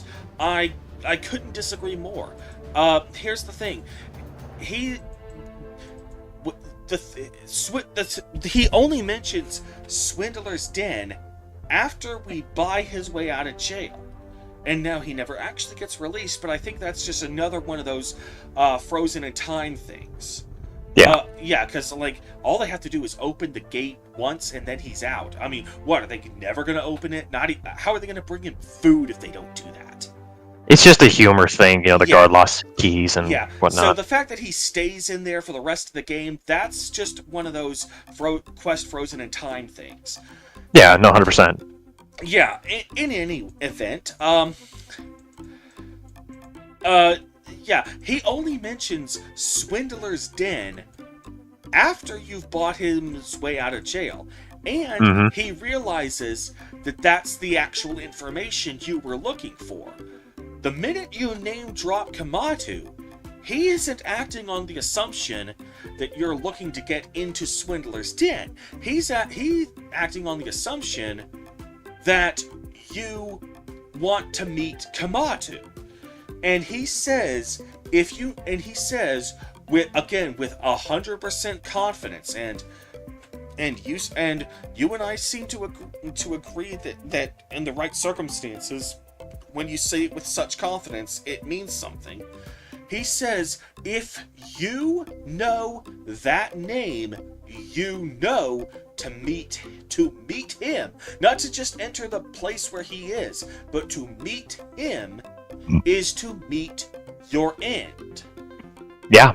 And so... Because where he is where his Alik'r warriors are, right? Not necessarily, but just to meet him as well. But also he's saying that as if it's something you should already know, despite the fact that he assumes you don't know about Swindler's Den. So meeting him, from our point of view, as far as he's concerned, does not necessarily include going to Swindler's Den. It's only after he tells you that we know to do that. But before that, it would be like saying, I want to fly to the sun. What, do you have a death wish? If you know about the sun, you know that to get that close to it would be to meet your end. It doesn't mean, you're going to have to get to this phantom ship, with this phantom drive in it in order to make it there. Yeah, he doesn't tell you that, and he doesn't tell you about the dangers of the phantom drive on the spaceship, because frankly, getting that close to the sun alone is going to be suicide for you. And the way he portrays Kematu in that, for lack of a better word, outburst, it's as if Kematu, not simply the Hornet's Nest, but Kematu himself is the one where if you meet him, you're dead. And that's what the Alik'r warrior clearly is trying to portray about his former boss. So, yeah, no, yeah, 100%. I agree that he emphasizes that, and like I said, I'm not like trying to suggest. Obviously, the Alik'r War, you and me both agree that he suggests and emphasizes Kematu specifically. But me more along the lines of I'm pointing out the idea that Kematu, where we see him in Swindler's Den, the Dragonborn asks, "I need to find Kematu. Where is he hiding?" Meaning, the prisoner knows, like, number one, how the heck do you know that name? Number two, you must be caught up in this business that's going on here between, with what Kematu's going on. Because do you think a random commoner would know who Kematu is if they hadn't spoken with Saadia at all? And she hadn't... I mean, she's the one who tells us about it, but I digress. Basically, whether it's Kematu who's the danger, or his hornet's nest of Alik'r warriors... Cut it however you want. We ask where he's hiding, meaning he knows the prisoner at least knows the intent of what we're going after. We want to find out his lair and his base. That's no secret. He obviously knows where that is, Swindler's Den, right? And I think, can it be logically assumed that said Alik'r warrior knows that there are other Alik'r warriors with Kematu? Surely it can be presumed, yes? That Kematu won't be alone. Yeah. Okay. So then, with that being said, I don't think it's too far of a stretch to suggest that he could not only be talking about Kematu, but, the hornet's nest that is all those Alik'r warriors plus Kematu. And in my opinion, that would further justify his sheer outburst of, what, do you have a death wish or something? Like, because you and me both agree, that is a huge outburst where you're like, whoa, that's a lot of energy. And me personally, I would... if he was talking not just about Kematu in his skilled prowess and as a warrior, but as, along with all the other Alik'r warriors, that makes sense to me and would check out his, why he was the way he was. Yeah, but here's the thing. You're skipping over something. He knows that you're trying to, find Kematu. What he doesn't know, at least not necessarily, is that you're trying to get into a fight with Kematu. And yet, he just assumes you walk up to Kematu, he cuts your head off. Then, it's just, as far as he knows, you just want to talk to Kematu, and, tell him, hey, Saadia is in the Banner Mare in Whiterun. I found her for you. Can I have my money now? As far as he knows, that's what you want to do. He doesn't know you want to get into a fight with Kematu, and yet he just assumes that they're just going to resort to killing you on sight. Which, for the record, the bandits who normally reside there and are playing host, they tend to, they are just going to kill you on sight. They are just going to attack you on sight because they're just ruthless cutthroats. And for the record, I mean, I do think it was a huge fumble on Bethesda's part that they do not take into account the quality of the armor you're wearing when NPCs are sizing up what you're capable of in combat in these dialogues.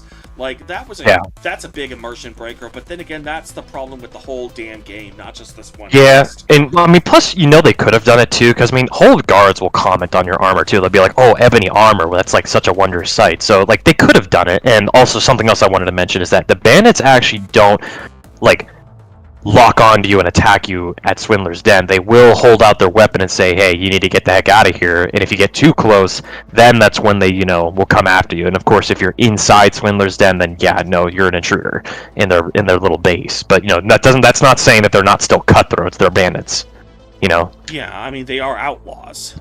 Yeah.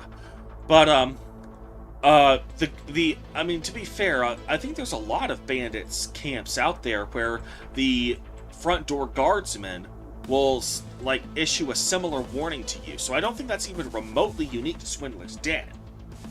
No, yeah, I know. I'm just saying, in terms of their nature, they're not out here, the moment they see you, they're charging after you like a saber cat to a deer. They're gonna tell you to, bugger off. at first, to a point about them attacking you and locking on.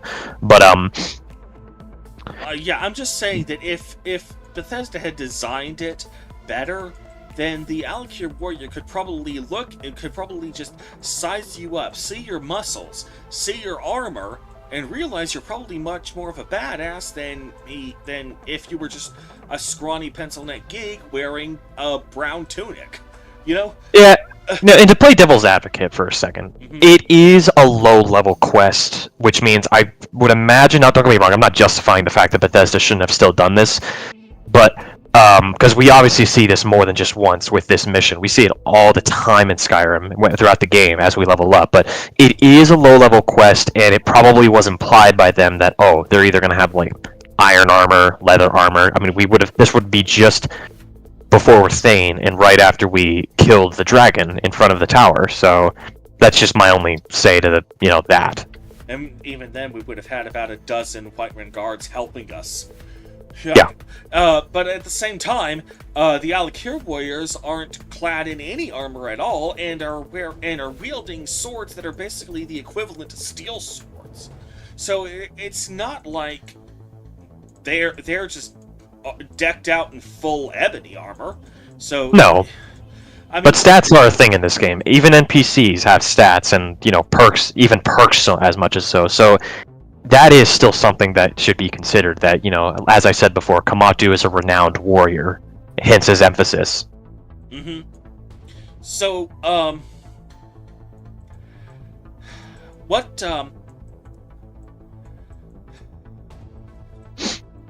So the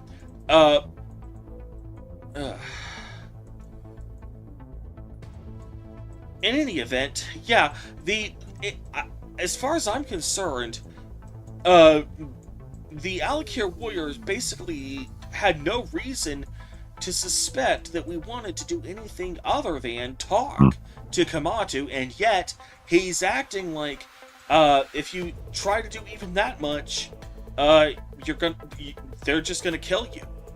He portrays Kematu as one of those shoot first, ask questions later kind of guys, and it's only after you put his back to the wall that he even tries to parlay with you. That I will disagree with slightly, halfway forward, because don't get me wrong, obviously there is intent that can be implied here by the Dragonborn when we ask, I need to find Kematu, where is he? And where is he hiding? And this is just a matter of how you perceive it and how, it comes off to you. Now, I'm under the impression that you believe that the prisoner thought that we had only the motive just to talk to Kematu. Is that what you believe in? I believe that the Alik'r warrior in prison, the Alik'r prisoner, I'm of the belief that he didn't think it mattered what our intentions were. We meet Kematu, we die. It's as simple as that as far as he's concerned. Okay. Just to touch on motive, though. Now, obviously, he doesn't mention, he doesn't even bother asking why we would. But I can see a path of how it's implied, or how it can be implied what we're after. Because again, he acts surprised, saying, do you have a death wish then? It could be logical to assume that, based on the fact that we know Kematu's name, that we had to have somehow gotten into this matter of, him hunting down Saadia, and Saadia on the run from him. Somehow. How else would we find out Kematu's name? Which means that somebody had to have asked us, Saadia, to go and find him and kill him. So that much I can tell you would be assured that the prisoner might imply. But like I said, there's not much point in going too deep into it, because he doesn't tell us specifically, oh, what, do you want to meet him and talk to him? Or, talking to him will meet your end? He just says to meet him will meet your end. And, so, like I said, it's not too much for me to go into regarding motive. I'm just saying it could be implied that he already knows or has an idea of what we're after. But you do still hold credibility in what you say regarding, to meet him. He does say the words "meet him" would meet your end, and I'll concede that. You are correct in that assessment. I'm just saying it shouldn't be ignored that motive could be implied here based on, because, again, you wouldn't know Kematu's name unless you were in some tricky business involved in them. Yeah, well, I mean, I do find it kind of telling that you tend to give the Alik'r prisoner the benefit of the doubt and try to think of ways in which you can interpret his words, even though he admits to being rightfully belonging to be in that cell, and yet Saadia, the woman who's actually a law-abiding citizen and who's just a quiet barmaid, you hold her strictly to the limited letter of what she says. It's kind of like you've kind of prejudged the case a bit. But of course, I'm not going to harp too much on that.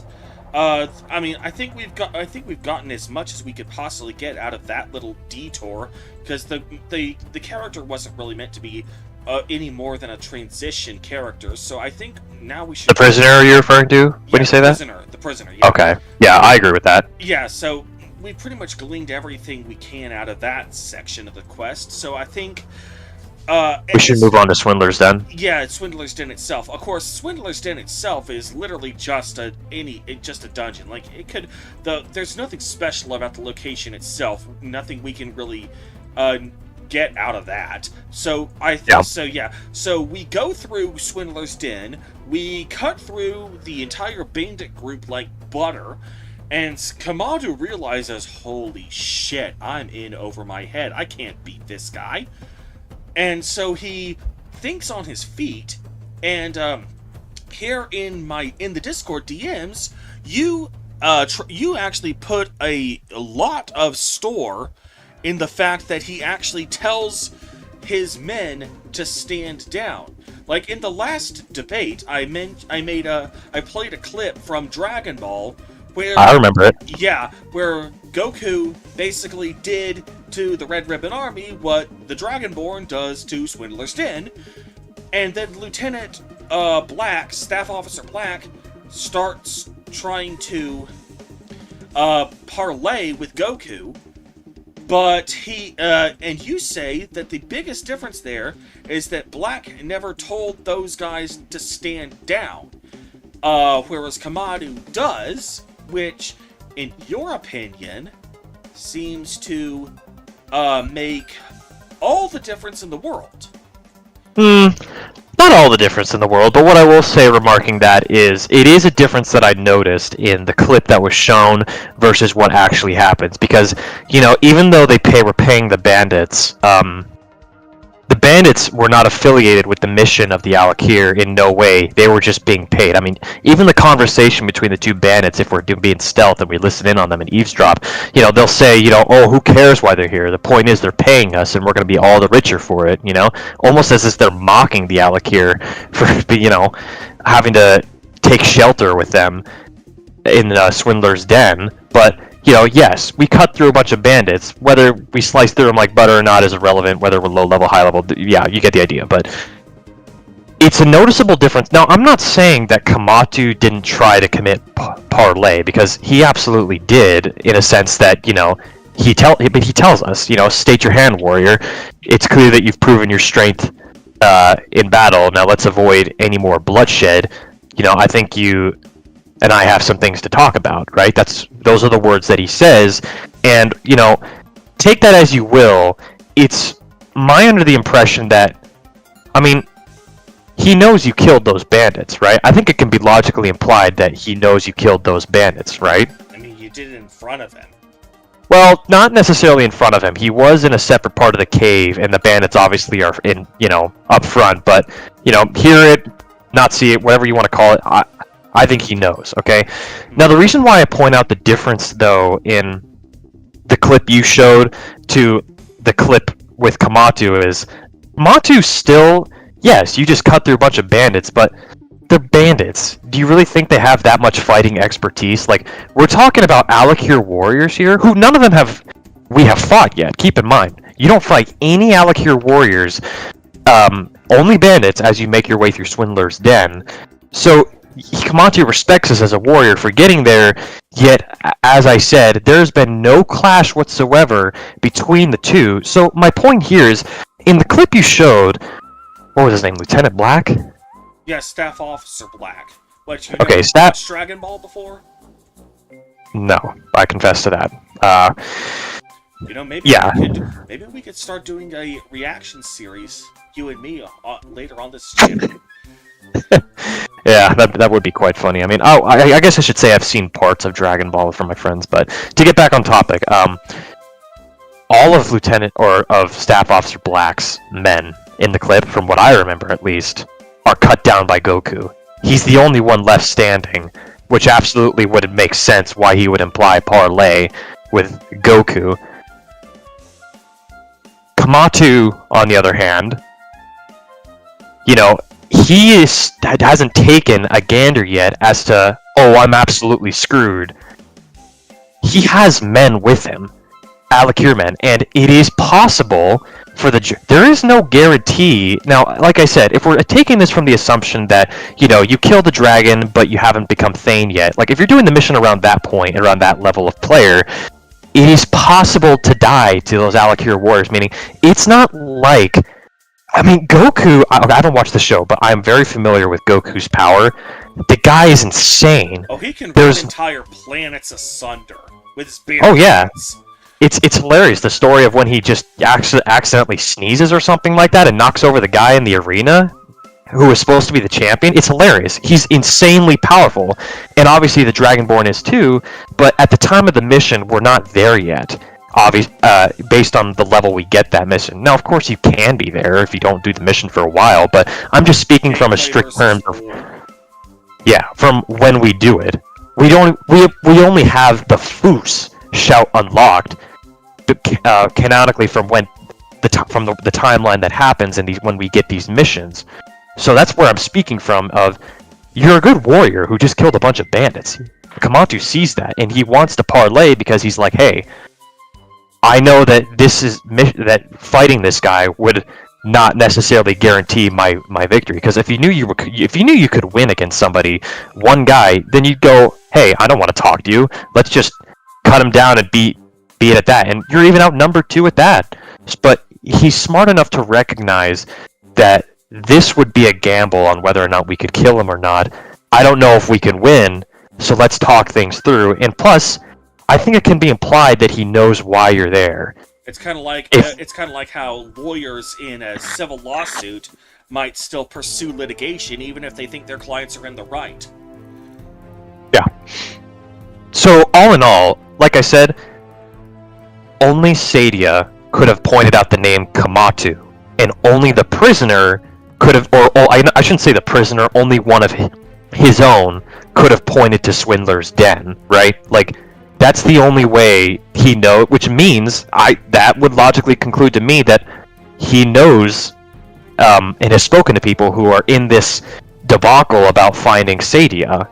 He has to have, and of course he would be right in that assumption, and of course he doesn't specifically say it, but based on his own conversation with us in his first interaction of telling his Alik'r to hold and saying, let's avoid any more bloodshed, I think you and I have some things to talk about. It is quite similar, I will concede, to how Staff Officer Black conveys himself to Goku, but it's so abundantly clear that he does that to save his own skin. Kematu, on the other hand, wants to do this because not only does he know that the Dragonborn knows something, knows what's up, he is familiar with how this conflict that's going on, but he knows information. Obviously he found Kematu, and so he wants to see if he can approach this with some diplomacy. Yeah. I mean, at the same time, you're not really completely discrediting my original point, so I'm going to assume that my original point is at least halfway uncontested, and that which was he's basically just shitting his pants. I'll give it half credit, like I said. As I said before, I wouldn't compare this to the Goku versus Lieutenant Black situation, because he just saw all his men get wiped away. I would be scared out of my pants trying to parlay with Goku and want to talk. Kematu, on the other hand, yes, you cut through bandits, but you haven't faced off with his own men yet. He doesn't know who could win, which again is still justification to your point of wanting to pursue diplomacy instead of fight it out. Because again, if a 50-50 coin flip gamble is enough to dissuade somebody, like, ooh, wow, this is a coin flip right here, and I don't know if I want to leave this up to chance like that. So I'm kind of half conceding to what you said, but at the same time, my rebuttal in what I said still stands of why I am only partially agreeing with what you... I think, basically our points are that I think he's completely shitting his pants, you think he's erring on the side of caution. And seeing benefit out of, Yeah. What about talking? That's the other thing, is that he sees benefit from talking with you, and of course he does, because the Dragonborn has the option to help him out. Lieutenant Black, on the other hand, I think you and I can both agree that he's doing that strictly to save his own skin. He doesn't care about helping Goku. And that's what I thought, that's what I've always assumed that Kematu was doing. In any event, so we humor Kematu, and we start talking to him, and the things that he says, in my opinion, are just as much red flags as what you think Saadia is saying are red flags. Let's start by saying that he is accusing Saadia of something that could only have happened at a minimum 20 years ago. Even though Saadia is only about 30, so if she committed this treason, she would have only been a 10-year-old girl at the time. This was something that I pointed out in my first video on the subject. And I've yet to see anybody make a really convincing argument. Camelworks' only real argument here is that she just looks young for her age. And I'm gonna do something else here. Hang on. I'm gonna share something else. Do another screen share with you.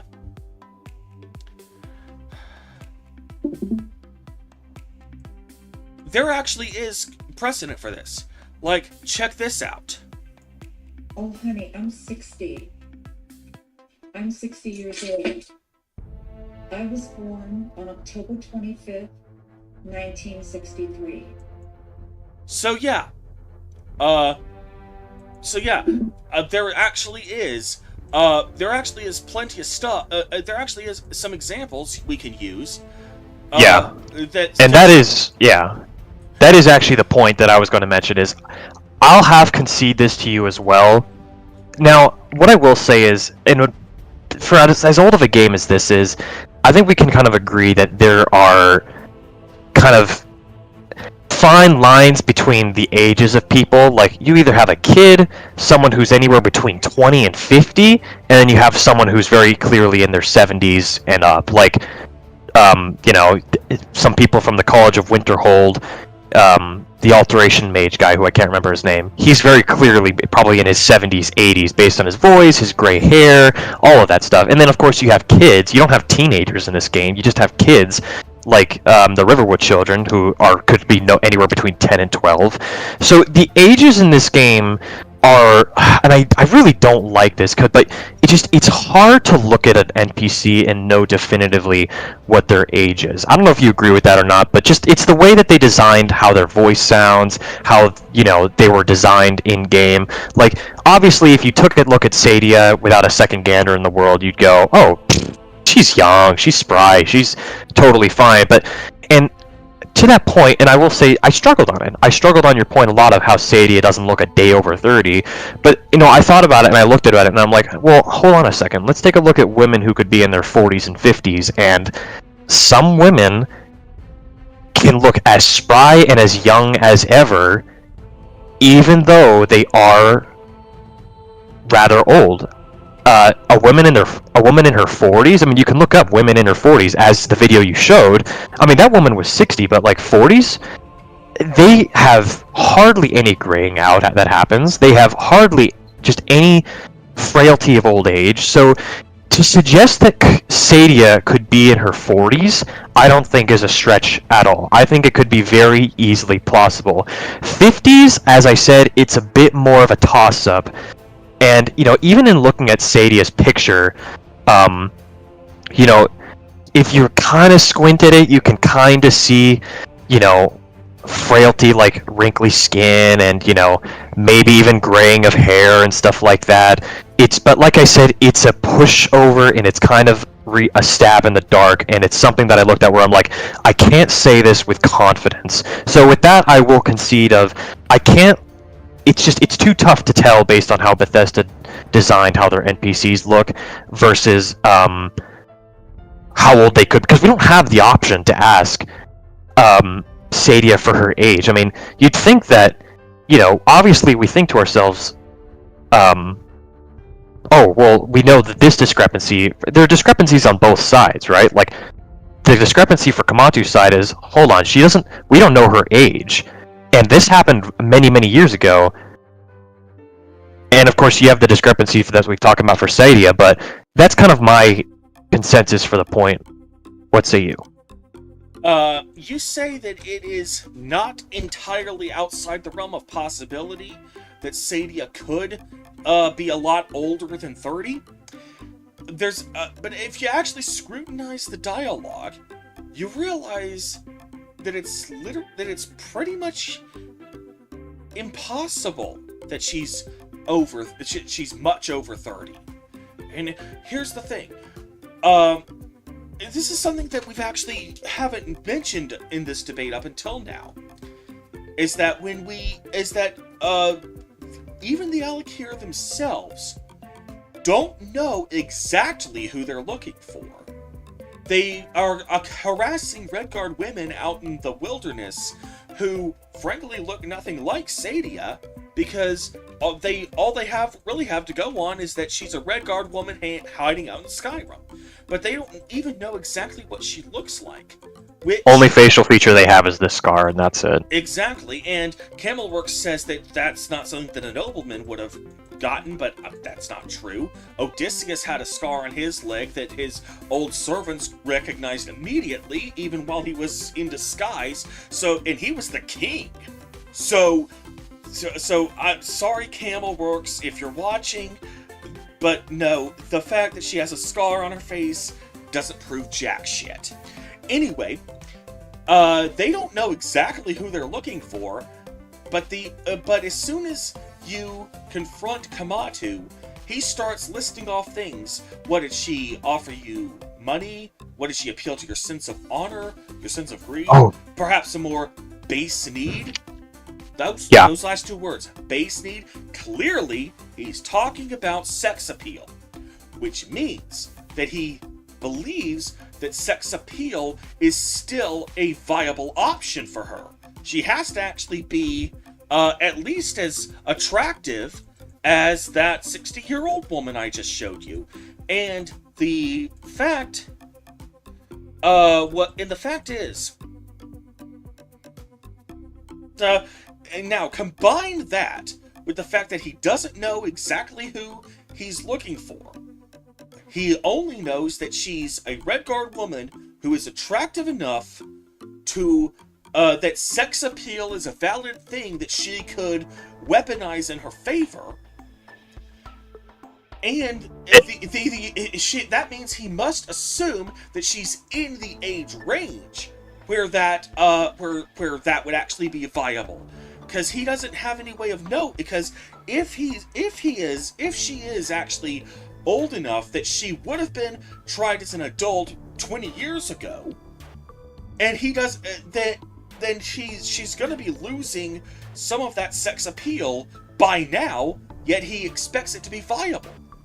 So the fact is, the odds that if she is just a lot older than she looks, then Kematu was really taking a huge shot in the dark by suggesting that she's sexier than her age, than most women her age. So the fact is, he just really took a huge shot in the dark that just happened to be correct. I mean, I don't know if she... I mean, obviously it's not necessarily correct that she appealed to a more base need, but it is a huge shot in the dark that happened to be correct, that would have been a viable option for her if she had decided to go that route. And that is that he pretty much gave himself away, in my opinion, there, that when he basically admitted that she's young enough to use that to her advantage, but if she is young enough to use that to her advantage, and he admits to that, then that also means that he admits that she was way too young 20 years ago, that she could be fully held accountable for treason. And there's another thing that he also says that completely goes against, that I also consider to be not just a red flag, but the crimsonest of red flags here, is that the fight against the Dominion is alive and well in Hammerfell, which here in the DMs, you said that could be interpreted any number of ways, but you don't really go into more detail. Oh, I would love to hear this, because in my opinion, there is literally just no amount of could have been this isms that you can possibly justify that you can possibly offer to make this anything other than a bald-faced lie. So, by all means, the floor is yours. Thank you. And yes, absolutely. I told you that in anticipation because I remember your emphasis on that line, and I realized, now hang on a minute, it's not so clear and cut and dry as that. And yes, I do indeed have a rebuttal for that and more of what you said prior. But I will focus on what we just said now. Kematu's line about the resistance to the Dominion is alive and well in Hammerfell, and they want justice. Resistance does not imply fully and completely that they are actively fighting. Even if it is implying actively fighting, that does not mean fighting like, let me give you an example. That would have easily been coined around in the anywhere between the 50s and the 80s, and it's the resistance against communism is alive and well in the West. It was alive and well in the West, right? That's something that anybody could have said, and it would have been absolutely true. Does that mean necessarily that there's fighting going on between the Soviet Union and the United States? No, obviously there was no direct war that happened, but obviously the United States was resisting the spread of communism from the Soviet Union and just resisting their influence in general. You had the Western Bloc and the Iron Curtain and everything, and their efforts in trying to prevent the Soviet Union from spreading their communism all over the world and their influence and trying to expand the Warsaw Pact. That, my friend, is an area that I saw where I was like, hold on a second. Resistance does not necessarily imply that they're actively fighting each other. You could say the resistance against the Soviets is alive and well in the United States. The Red Scare, they were searching all over the place for potential communists and spies, just anybody who could have been a communist in general, in the United States. That sounds like a resistance to me, and I would fully, pin that could be a resistance. So that's kind of my consensus of where I see Kematu's line of the resistance against the Dominion is alive and well. It is. They actively resist he doesn't say specifically what he's talking about. If he said that fighting is alive and well, or that we're actively fighting the Aldemary Dominion, then yeah, I'd say, boom, red flag right there. The war is over now. They are not directly fighting each other. But again, for 20 years of the Great War having ended, even the Hammerfell has been making sure that the Thalmor Dominion are in line and that they are not breaking treaty stipulations. Are you familiar with a group known as the Remnants? And this is a group that is Redguard descendants. It's a Redguard network that's located in Hammerfell and Skyrim that, and you can look this up, this is on the UESB, it's a group of Redguard network that ensure that the Thalmor and Aldemary Dominion are not breaking the treaty stipulations of the Second Treaty of Stros Mackay. Yeah, this is an actual group that is on the UESP, and this, to me, is very clearly indicative of the resistance against the Dominion. It's just an example to tell you of the idea that the resistance is alive and well in Hammerfell, if that makes, sense. Okay. To that I say this. You mentioned the resistance against communism, but to that I say there's a big difference between there being a resistance against an ideology and a resistance against an organization. I mean, it would be like you mentioned the resistance against communism. I think that Kematu's statement is more akin to, in the real world in the 1950s and 60s, saying that the resistance against the Third Reich is alive and well. By that point, the Third Reich was dead and buried.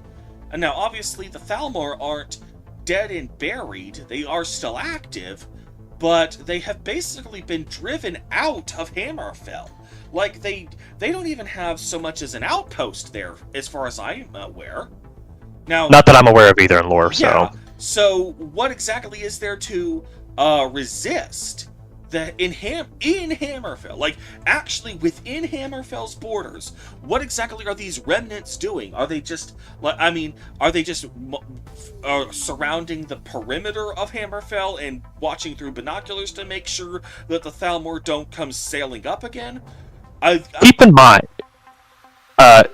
Sorry, I didn't mean to interrupt you. Yeah, because I will concede, I had never heard of these guys before, because apparently there's something like in the background of Skyrim lore, but, I as you can clearly see, I found this page you're talking about, so, what exactly are these remnants doing if the Thalmor are just 100% driven out of Hammerfell altogether and there's no longer a Thalmor for them to resist?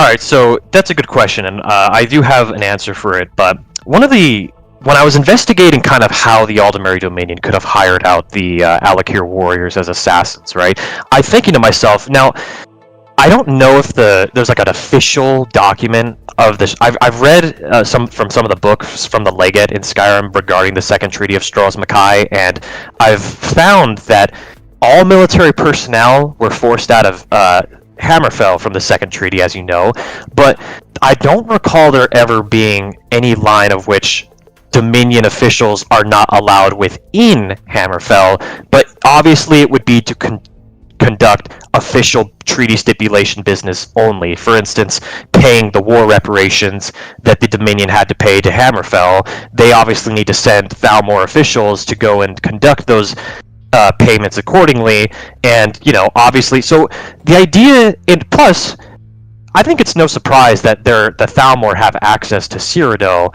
and definitely we know Skyrim, so that's another reason why the Remnant exist, to be in Skyrim and definitely Hammerfell, and maybe even other locations like Cyrodiil too, to ensure that the Aldemary Dominion is not sneaking into their country and causing, shenanigans, trying to do all that kinds of stuff. So that's kind of the purpose of the Remnants, is they are trying to ensure that, first and foremost, the Aldemary Dominion holds up to their treaty stipulations, and secondly, to ensure that any business at all that is conducted with the Thalmor, because just because the war is won and the treaty was signed doesn't mean that they don't conduct business with one another, or that even so much that the Dominion is not allowed within Hammerfell.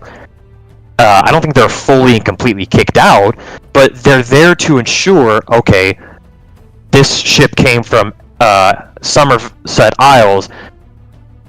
We need to know how many people are on that ship, who is, on there, what person they are, what business they're on. That's the kind of business that they are attending to, and they're doing the same thing in Skyrim and probably Cyrodiil as well, based on what was said in the wiki on the Remnants, that they're ensuring that, hey, they can still break treaty stipulations outside of their borders. In Skyrim, borders Hammerfell. It would be very easy for them to make their way into Hammerfell and to set up a secret rooted out connection because they can have an outpost in Hammerfell without knowing it. It's called espionage, you know? Yeah. The Soviets had spies in Los Alamos, and they didn't even realize it until the 1950s when they conducted an investigation on the Soviet spies. That's kind of the similar network that you have going on, that the Americans obviously had, and of course the Soviets had the KGB, and the Nazis had the Gestapo. That's kind of the thing that I'm getting at here regarding the remnants. They're to ensure the treaty stipulations, which, again, I found this and I was like, how would the Aldemary Dominion have even been able to hire out these warriors in general on unofficial business? Because surely this hiring out could not have been legal. I don't think hiring an assassin is legal in general, right? Mm-hmm. So, that we can agree on is definitely against the law of, hiring out an assassin to kill somebody. Whether you give someone the gun to kill somebody or you do it yourself, it's still hecka illegal. But that's what encompasses the Remnants group and their business in Skyrim, Hammerfell, and even Cyrodiil. So, I mean, even if we were to accept that, I honestly still feel that it's a bit of a stretch to act like to say that the resistance is, quote, alive and well just off of that alone.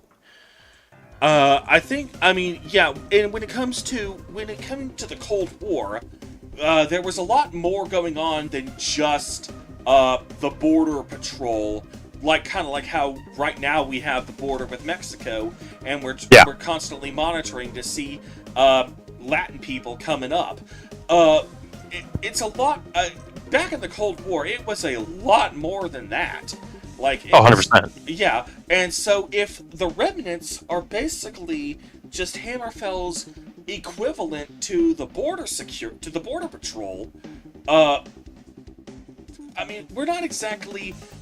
It would be kind of a stretch to say in 2024 that the resistance against the Mexican cartel is alive and well just because we're trying to secure our southern border. So, again, we're going back to the whole, how much do we hold each party to their strict letter of the word, and how much do we give them the benefit of the doubt? Because you're trying to give Kematu a lot of the benefit of the doubt when he's saying things that are strictly speaking incompatible with your narrative, but I'm trying to do the same thing for Saadia. So how much of it are we just forgiving and holding to double standards because of what we've already decided is the correct path? How much of our assessment of the evidence is basically just self-fulfilling prophecy? And I think both of us can partially be guilty of that to some degree, and that's just what makes this quest so deliciously ambiguous. Mm-hmm. Yeah. And, like I said, word choice is always something that you can just delve into it. You look at me. You saw me,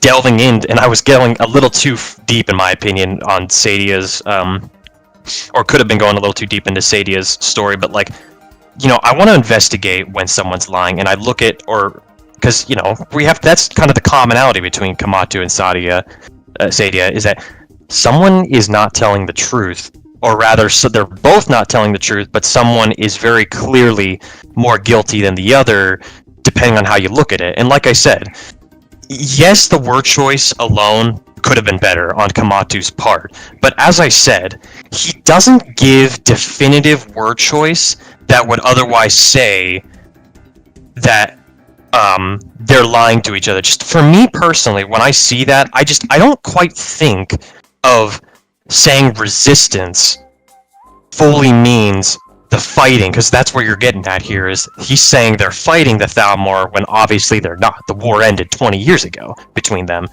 But I see it as the resistance speaking out against them, just as Saadia had done, is alive and well, and that would be true in and of itself. for Saadia to do. Anyone who speaks out against them clearly has resistance against their authority and who they are. It just, it's clear. The word resistance is a lenient word that can be interpreted in different ways. Now, whether or not you still think of it as a definite guilty stamp of Saadia, or sorry, not Saadia, Kematu is lying because he implied fighting, but it's exactly that. It's implied from your perspective that he meant fighting, and it's more intended from me of, it's open to interpretation from the examples I said about the Soviet Union. And regarding your point about the remnants, is that the remnants is not just a border patrol, rather they do all kinds of things. They are constantly keeping tabs on Thalmor agents. They're keeping tabs on, the presence of the Aldemir Dominion, what they could be doing. They're definitely down at the southern border, ensuring, who comes into Skyrim, or who comes into Hammerfell, not just the border, but with Skyrim and Cyrodiil as well.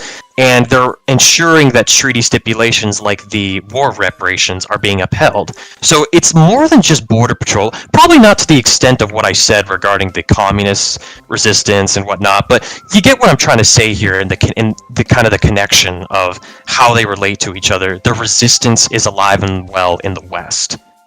So, while you were saying that, I actually thought of something that I'd like to point out. If we could go... Can you hold that thought real quick? I really need to go to the bathroom. Sorry. Alrighty. I'll be like 10 seconds, I promise.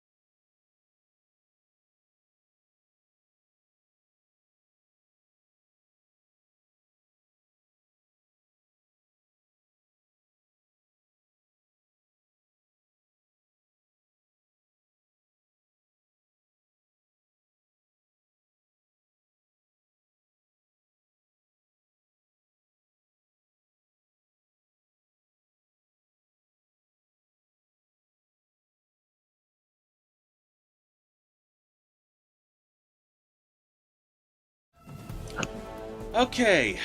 Should have gone the last time we had the intermission, honestly. Anyway. I didn't have to go then! Well, whatever. Anyway, you mentioned earlier that it would be very easy for the Dominion to have outposts in Hammerfell in secret. You're saying it's called espionage, and you you used the Soviets as an example. Well, the thing I just remembered something there's a huge difference between the Cold War and Tamriel that makes it pretty much impossible for the Thalmor to have a secret outpost, and that is that there's actually a clear racial divide that would basically be a dead giveaway if the Thalmor were to try to sneak into Hammerfell. In the Cold War, Russians were basically just white people, and if they could mimic an American accent, which isn't that hard to do with practice, they could blend in with the United States like nobody's business. High Elf in Hammerfell, which is mostly black population, and not just black population, but a group of people who were so racist against elves that it practically borders on genocide. Like, it's practically like it would. From the stories that I've heard, Red Guards hate elves to such a degree that it could give Hitler a run for his money. In terms of that's accurate. Yeah, and so if a high elf were to try to sneak into Skyrim, not Skyrim, but Hammerfell, he would not be able to hide the fact that he's a high elf nearly as well as a Russian could hide the fact that he's not an American. And oh yeah, they would. So that alone would be a huge obstacle to Thalmor having a secret outpost in Hammerfell that is that they just compared to Russian spies. And I think that's something that we definitely need to consider there. yeah. Can I say one quick thing? Of course. Obviously, I am not doubting at all what you said, but even then, the Russians, like in Los Alamos, as I said, for instance, had a German who was a British citizen spying on behalf of the Soviets in Los Alamos. So they were very capable, and obviously I think you and I can both agree that it's a lot safer to have an unaffiliated person of your nationality conducting the espionage, not high elves. If a high elf was in Hammerfell, he would be heavily monitored by the remnants and by Red Guards in general. Like, he better be there on his official business and get the heck out of there. And he's not welcome in any other part. So all the more reason why it would be even more difficult to conduct espionage, and conduct secret operations inside of Hammerfell. It wouldn't be feasible. It would be so difficult. Even if they used unaffiliated races like I don't know, like Nords or Imperials to go into. Yeah. I mean, I don't think the Red Guards are genocidal towards Khajiits. I think it's just elves. Yeah, I was going to say Bosmer, but I realized as well that, yeah, they're not only a part of the Dominion, they're elves as well, but... If it ends with Myrrh, they're an elf. Yeah. Yeah, but, no, you're 100% right on that. So, I imagine... I'll confess, I'm not overly familiar with how welcoming Hammerfell is to other races that are not Elven. I would imagine they'd be willing to let them come in and have citizenship or something along those lines, but I don't know how they compare to Skyrim. I can only assume that after the Great War, they're going to be extraordinarily hard-pressed on anybody from the Dominion. And you got to remember, even Elsewhere was a part of the Aldemari Dominion. But that's a little more loosely knit than it is with actual elves. But yeah, so kind of my point with the whole espionage thing is, if they even try to do it, they would have to do it with another race. There's no way a high elf could be in there conducting hidden ops. To your point, so you are right about that. And again, like I said, the remnants would be all over it. They're all over Hammerfell. They're a huge network. Right. So, I think that takes us to really the final major point of the whole controversy, which is, if you hand Saadia in, her remains will appear in the Whiterun catacombs, which, for Team Saadia, we are of the belief that this basically means she dies in Whiterun's outer perimeter, which basically means Kematu kills her himself. Now, Team Kematu is typically of the opinion that this is purely a game mechanic, and frankly, I find that this is one of the biggest reasons why I personally demanded the whole Occam's razor thing, because this has got to be the stretchiest of stretches that Team Kematu has ever done up to this point. And buckle yourself in, because this is going to be, because I got a long discussion about this before I'm going to give the floor back to you, because there's just so many things wrong with this. I got to get through them all.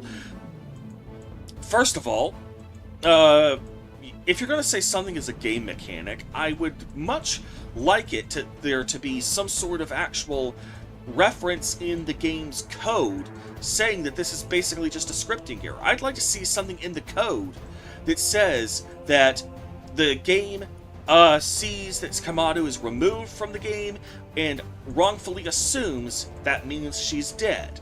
And that should not all be that difficult to come by, because let me give you an example of something similar that happens that we know for a fact is just a scripting error.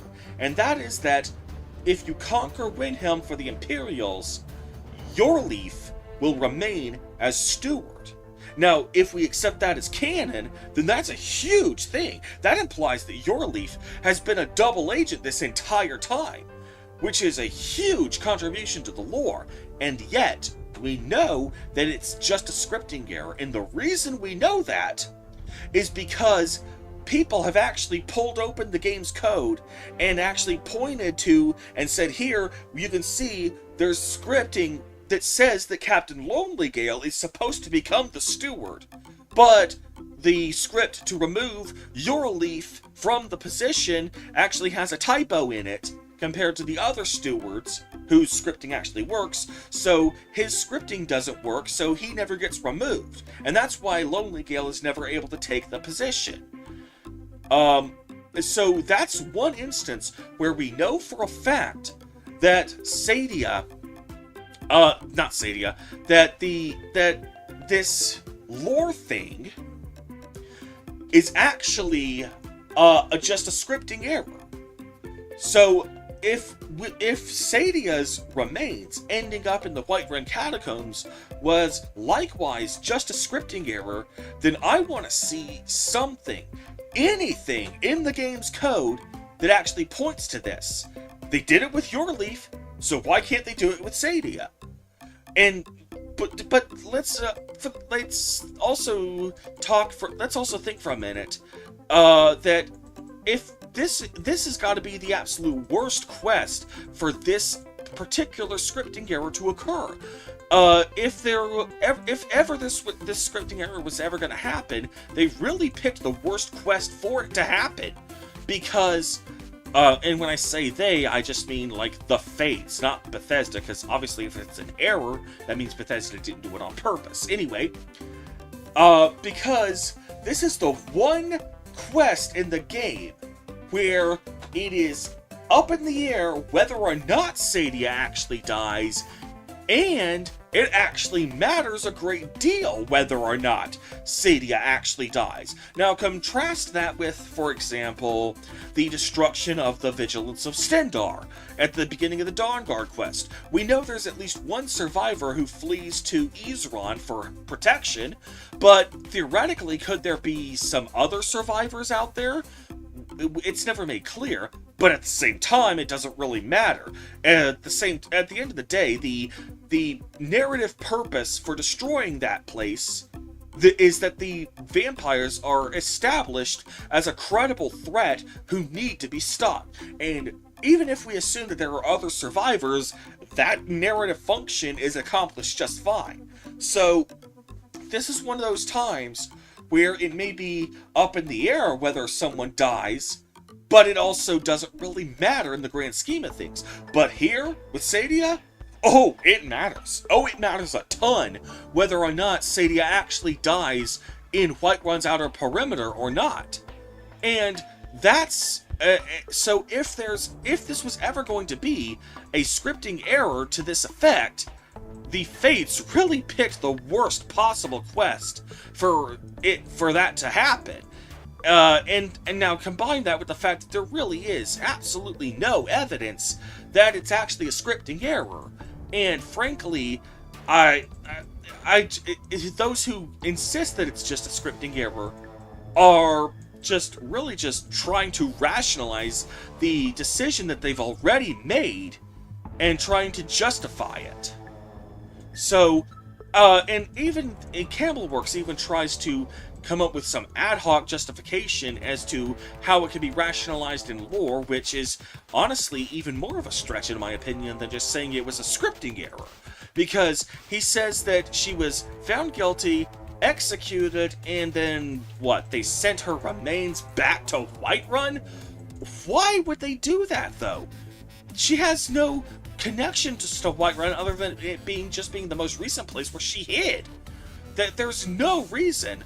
I mean, if they didn't want to bury her remains themselves, they could have just thrown it into a trench for dogs to eat. which is what the Roman Empire used to do to most of their crucifixion victims, except for the Jewish ones, because the Jewish religion did require that their dead be buried, and that was one of the conceits that the Roman Empire gave to the Jews so that they could be assimilated. But for the pagans who were crucified, they were just, their bodies were just tossed into a ravine for dogs to eat. And I honestly see no reason why the Hammerfell government would do anything more for Saadia if they were just executing a traitor. And I certainly see no reason why they would go to such extreme lengths as to return her remains just to the sake of giving her a quote-unquote proper burial, when if they were going to do that, they would just as easily have just done it themselves.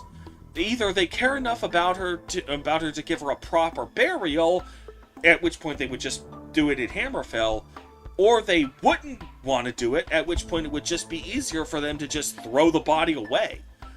So, the in-universe justification is absolutely ludicrous, and calling it a scripting error, there's just no evidence to support that, when, frankly, there should be evidence. So, that was my really long, rant about why I believe Saadia's remains appearing in the catacombs is a huge point in Saadia's favor. So, your thoughts? Yeah, so a lot to unpack there, and I do fully commend you for that explanation. I think there's a lot of heat in what you said, and a lot of respectable arguments that were made in that response. And I mean, you and me both agree, this is the pinnacle that decides whether or not, or I shouldn't say whether or not, how people decide based on who's guilty and who's not. And I will concede, I don't have the game's code on me to be able to present to you here and now that it is a bug. However, that does not mean that I don't have a rebuttal, and a good one at that, to present to you based on what you just said. So, do I believe that it is a bug in the game? You're breaking up. You're breaking up again. Hello there? I could barely hear you say hello. You're still breaking up.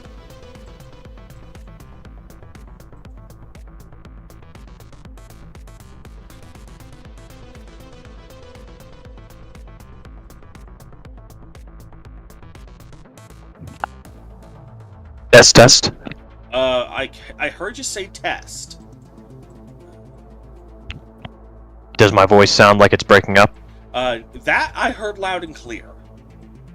Good. All right.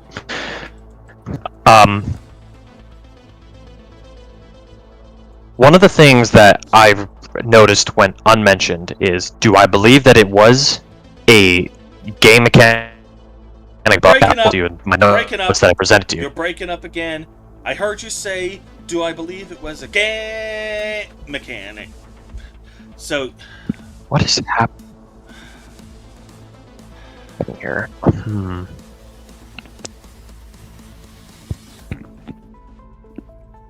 Well, this is kind of a stinker. Why is it breaking up like that? I heard those last two sentences.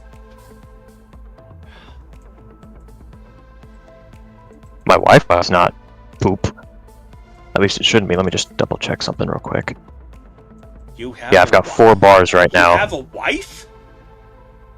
No. I've got 4 bars, green bars in my video connected. Oh, Wi-Fi, not wife. Okay. Yeah, Wi-Fi.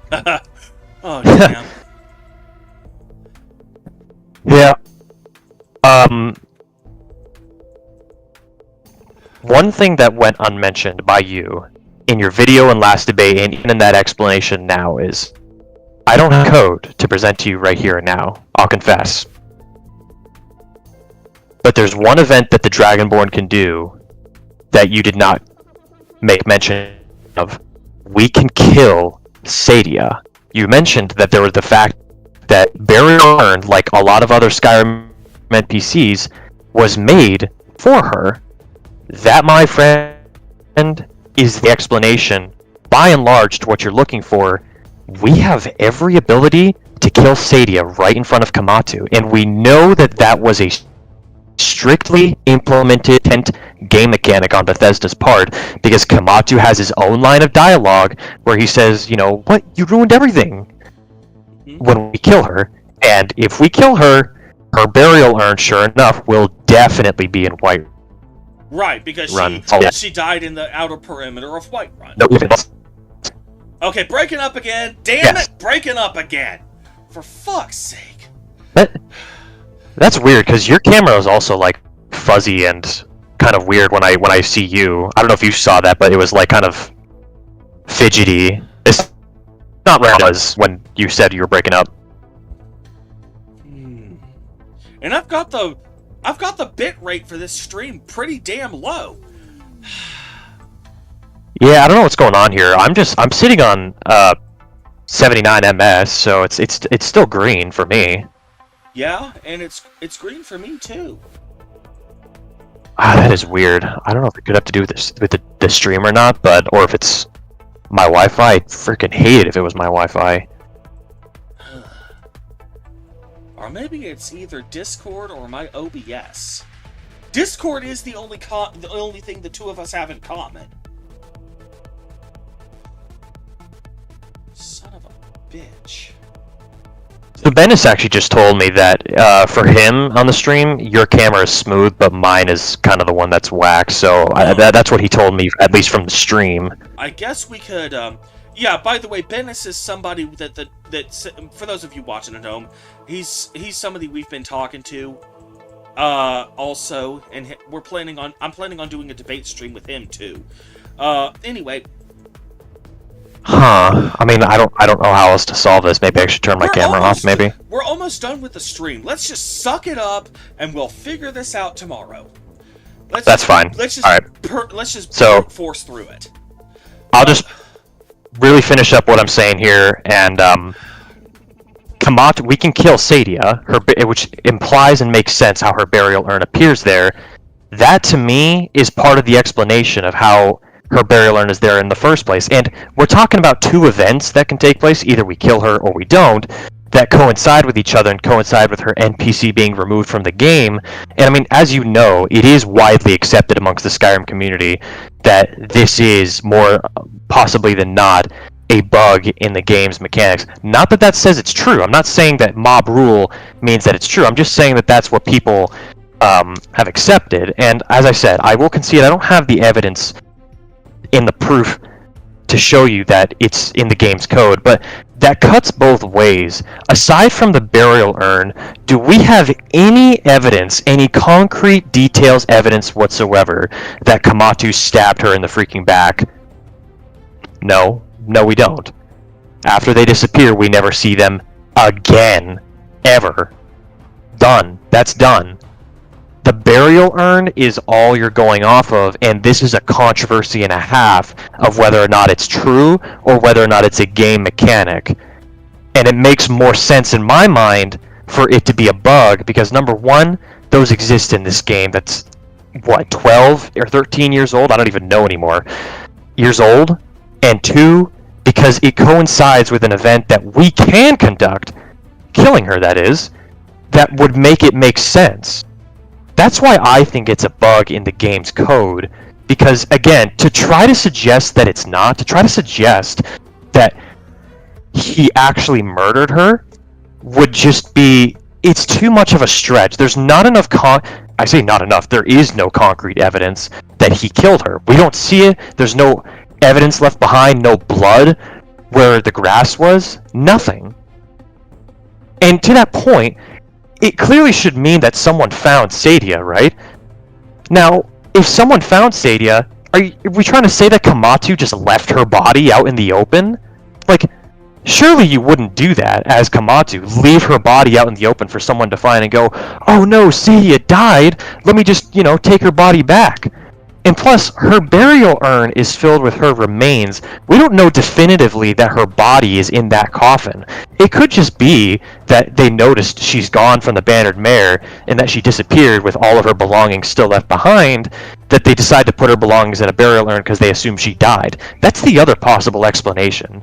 Of course, I'm gonna be honest, I don't really like Camelwork's explanation about how they sent her body back to the Whiterun. It doesn't make any sense to me. That, to me, doesn't make a whole lot of sense. Uh-huh. Game mechanic bug, that's my explanation, my rebuttal. How did so I'm trying to remember because I forgot to jot this down. It's been trying to remember, think back to what you used to say here. You said, oh yeah, if you can kill her, if you do kill her, her urn will appear in the catacombs. But of course that makes sense because at that point, yes, she really does die canonically, like in universe. It makes sense that she would be in the Hall of the Dead because we know she's dead. She isn't just like Montieri, who, if you don't kill him per the Emperor's last request, he just returns to his home country in Cyrodiil, and he's just removed from the game, but he doesn't show up in the catacombs anywhere, because he's not dead. When you kill Saadia by your own hand, yeah, she's removed from the game, and she's dead. But if you just let Kematu take her away, she's just removed from the game. It's not a case of... And it's still used by the same system, the body pickup, cleanup system that Skyrim has, because they don't want NPCs cluttering the dang game. You'd lag like crazy. Yeah, well, here's the thing. You say that you don't have the code in front of you, but people do. Other people do. And they've had it for over 12 years. That's how they found the code regarding your leaf. So, it's been 12 years now. Someone, somewhere out there, would have found the code by now, if it existed. But here's the thing, there's also you mentioned the whole mob rule thing. There's also a bit of a conspiracy theory going around regarding Oblivion, where the arena was largely cut short, was largely meant to be a lot more fleshed out, and that it was like 60% completed in Oblivion, but then they just removed it for no reason. But there's no evidence for that either, and Patrician TV gives a very compelling reason as to why we shouldn't believe the rumors. I believe his exact words were, despite how easy it would be to prove, get a copy of a day one disc of Oblivion, put it in a computer without internet connection, so that no automatic updates can happen, and crack open the code and show us the files. I believe that was in his Skyrim retrospective, not his Oblivion one, but whatever. The important thing is, he points out how easy it would be to prove. Likewise, if you think this is meant to just be a scripting error, it would be so easy to prove if you knew if the people in 12 years now could have just gotten a copy of the Skyrim 11.11.11 release date disc, put it in a computer without internet connection, cracked open the code, and found the code where it says that if Saadia gets taken away, that they think that means she's dead, but it doesn't do that with literally anyone else. They did it with your leaf, so why can't they do it with Saadia? If it's been over 12 years, going on 13 years now. So if this really was just a coding thing, someone out there, you don't have the code in front of you, but someone, somewhere on planet Earth, would have found it by now. So that's my rebuttal to that. Hey, that's fair. That's understandable. I can appreciate the rebuttal. And you bring up valid arguments with that, Like I said, I've conceded. I don't have the code. Like I said, my only basic idea and consensus toward the fact that this is a bug is, in my own experience of programming, these things happen in these functions that are unintended. In other words, you have to remember, is Saadia, after the quest is done, is an essential NPC. Am I correct in that assessment? Saadia, up until the quest is done, is an essential NPC. She loses her essential status once she's standing outside the horses. Ah, so she is essential before the mission starts, but like after, if you side with Saadia, can you kill her? No, wait, hold on. Skyrim, the UASP actually has an article on essential NPCs. So let's scroll down to the S's. Sabine. So no, Saadia would be at the top of the list because of the S's, because her name begins with an S and then 2 A's. So Sabine Knight is one of the essentials. Is the first one of the S's, and that's an SAB. So Saadia is never essential. From the minute you exit Helgen, she is killable. Interesting. Here. I've never tried to do it, so I wouldn't know. I'll screen share for you. See? Here it is. Okay. Hold on. Yeah, see? Sabine Knight, which alphabetically comes after Saadia. Saadia is not listed in the essential NPCs at all. Okay. Honestly, I've never tried to like kill her before the mission started or after it started. She's in the Bannered Mare all the time, so I never thought to do that. Yeah, probably after this debate, I'll load up the game and see if I can, just out of curiosity. But yeah, either way. So they made her non-essential, meaning she can be killed by the Dragonborn in that moment. And just like I said, that's my way of seeing that and going, this aligns with the fact of her burial urn appearing in the Hall of the Dead. And unfortunately, I don't think this question will ever be answered, because while I don't have the code in front of me, and as you said, could be very well true that people don't have the code in general, someone would have found it by now, it cuts both ways. There is no concrete evidence at all that would suggest that Kematu murdered Saadia. No blood. Okay, we are very familiar with concrete evidence. I know you're familiar with the Windhelm murder criminal mission, where you literally look for blood on tombstones. You look for all kinds of clues to find the murder. This would have been something that could have been put in the game. A blood splatter left where she was paralyzed, a blood trail that led to her body, or something along those lines, or the murder weapon left behind.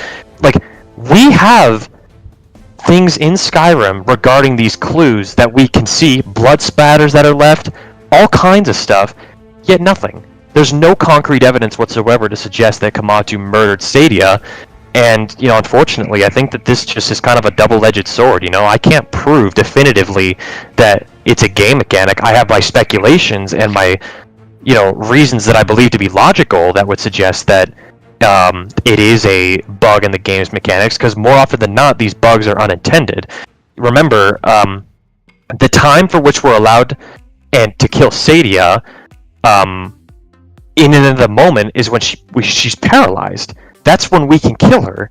And if she's non-essential all the time, every time, that means that she will definitely have a burial urn ready for her inside of Skyrim. So I would argue that her being non-essential further argues against the idea that Kematu murdered her, because at that point you're taking into all kinds of counts, like what happens if you spawn a bunch of werewolves inside the Bannered Mare and she dies, or what happens if the Dragonborn accidentally kills her in the Bannered Mare before, after, or during the mission. So that's kind of just my reason why I think of it as a bug, because bugs are not easily identifiable, and they're not intended either in the game's code. Like, it's more often than not a matter of the dead body cleanup system that came in, took her NPC away, and because she's registered in the game's code as a citizen of Whiterun, we know that to be true definitively, that she is a citizen of Whiterun, of the Whiterun Hold, that her body appears, or that her remains appear in the urn in the Hall of the Dead. So That's me. My rebuttal there. Just one last thing before we wrap up. You mentioned the Blood on the Ice quest, and just an FYI, I just am sick to death of Bethesda and their shitty attempts at writing detective quests, because nearly every single time in Morrowind, in Oblivion, in Skyrim, it's always solved by the culprit just leaving his damn diary around where he just confesses to fucking everything. And like at one point in Oblivion, you literally find the evidence because the guy left it in his hotel room. He left his diary in his hotel room where he just confesses to the murders. And for fuck's sake, Bethesda, why do you keep putting these damn detective quests in your games when you suck at writing them? Like, I've got a video on my channel. The top 5 Elder Scrolls quests that make no sense, and literally the entire #1 entry isn't even dedicated to one quest, it's just dedicated to every single detective quest or exposing government corruption quest in the entire franchise. These quests are the bane of what is otherwise an incredible franchise. And yep. If Bethesda is going to insist on continuing to do them, they really need to go out and hire some best-selling murder mystery novelist to actually write a compelling murder mystery story for them, because they can't do it themselves for shit. Well, that I will say we agree on after this debate, because, like I said, even playing that stupid Windhelm murder quest, the hold guards can't figure out who the murderer is, and they could never catch him in time, in broad daylight, in the graveyard where everybody's passing around. So even I'm sitting here thinking to myself, this is kind of a pissy little quest to find a murderer who is leaving so much evidence behind in his wake. Not at all what a murderer would do, but that's the writing that Bethesda sticks to in multiple other games. That's not just Skyrim, and it's the writing that I'm going to use as my evidence. Since, hey, do I agree with it? Not at all. That's not at all. You and me both, man, agree that murderers don't just do that. They don't haphazardly write that they did the crime and incriminate themselves. You know, they should at least try to be calculated in what they do. So that's just, but yeah, like, what can you do, right? Yeah, and yet you scoff at the Windhelm Guard's incompetence in investigating the serial killer, yet you use the Alik'r's incompetence to justify why they weren't hired by the Thalmor. I mean, which is it? Honestly. It's whatever. Yeah, but hey, this was a lot of fun today. I'm really glad I brought you on. And I'd love to have... by the way, we're planning on doing more streams like this if we can work out the connection issues that keep him from breaking up all the time. We're going to be doing more streams like this in the future on a more or less a regular basis, so stay tuned for the full announcement of what that entails. We've been planning this for a while now, how we're going to start doing regular streams together. So, Senate, anything else you'd like to say before we sign off? Well, nothing. It was a fun debate, you know. I mean, granted, I don't think either of us have changed our minds, but you know what? It was still fun and informative that we both got to share our perspectives on this matter, and I'm glad that we can do it, because when people talk to each other like this, you know, we begin to understand, you know, where the other person's coming from, you know, instead of just our side is the only side and it's either my way or the highway. Oh, yeah. Like in politics. Oh, man. Yeah. So, but no, your side definitely has given me a lot more insight. Despite my opinion not being changed, it has definitely given me a little more insight about Saadia's side of the story. Yeah. Well, thank you all for coming out to the stream today. So I guess I am Acer Thorn. This has been the Senate, and I guess we'll both be seeing you guys later. Peace out.